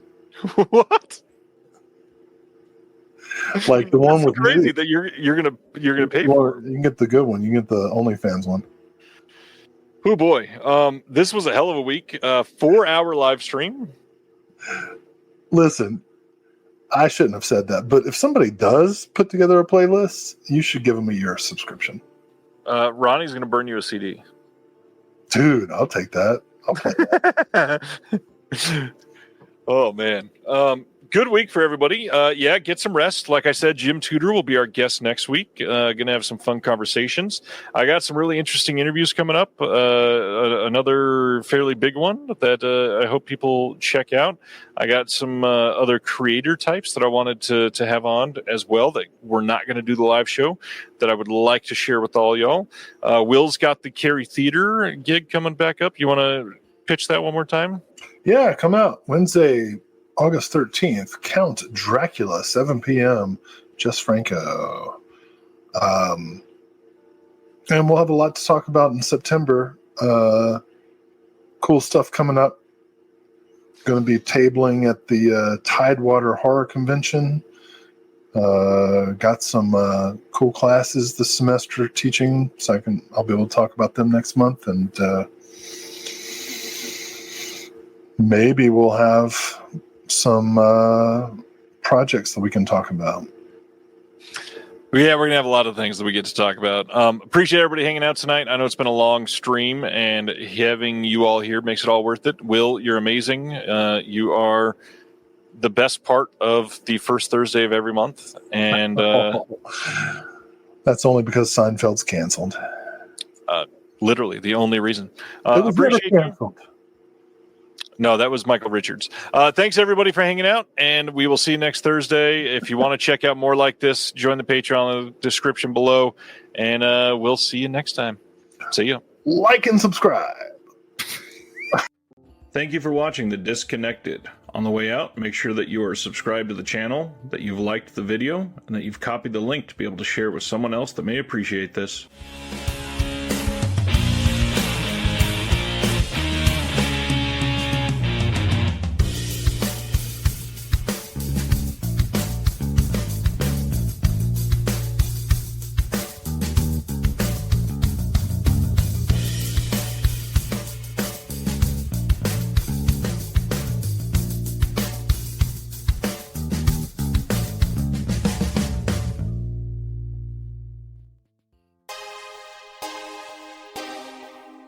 The audio commentary. It's a dying art form, but here at One Track Mind, I, your wonky yet affable host Ryan Luis Rodriguez, analyze film through the prism of these embryonic forms of podcasting, one audio commentary at a time. Masterpieces, crapster pieces, live action, animation, cult classics, films literally no one has ever heard of. No track is too small and no track is too big. Join me and my guests from the entertainment world as we keep these features alive every other Tuesday. Hey, who else is going to discuss Bill and Ted's Bogus Journey one week and Citizen Kane the next? Us, that's who. Sure, you have to put up with my voice, but there's a certain give and take in this industry. That's One Track Mind, part of the Someone's Favorite Productions family and available wherever you get your podcasts.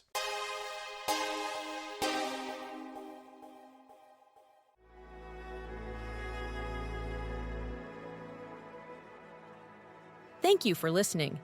To hear more shows from the Someone's Favorite Productions podcast network, please select the link in the description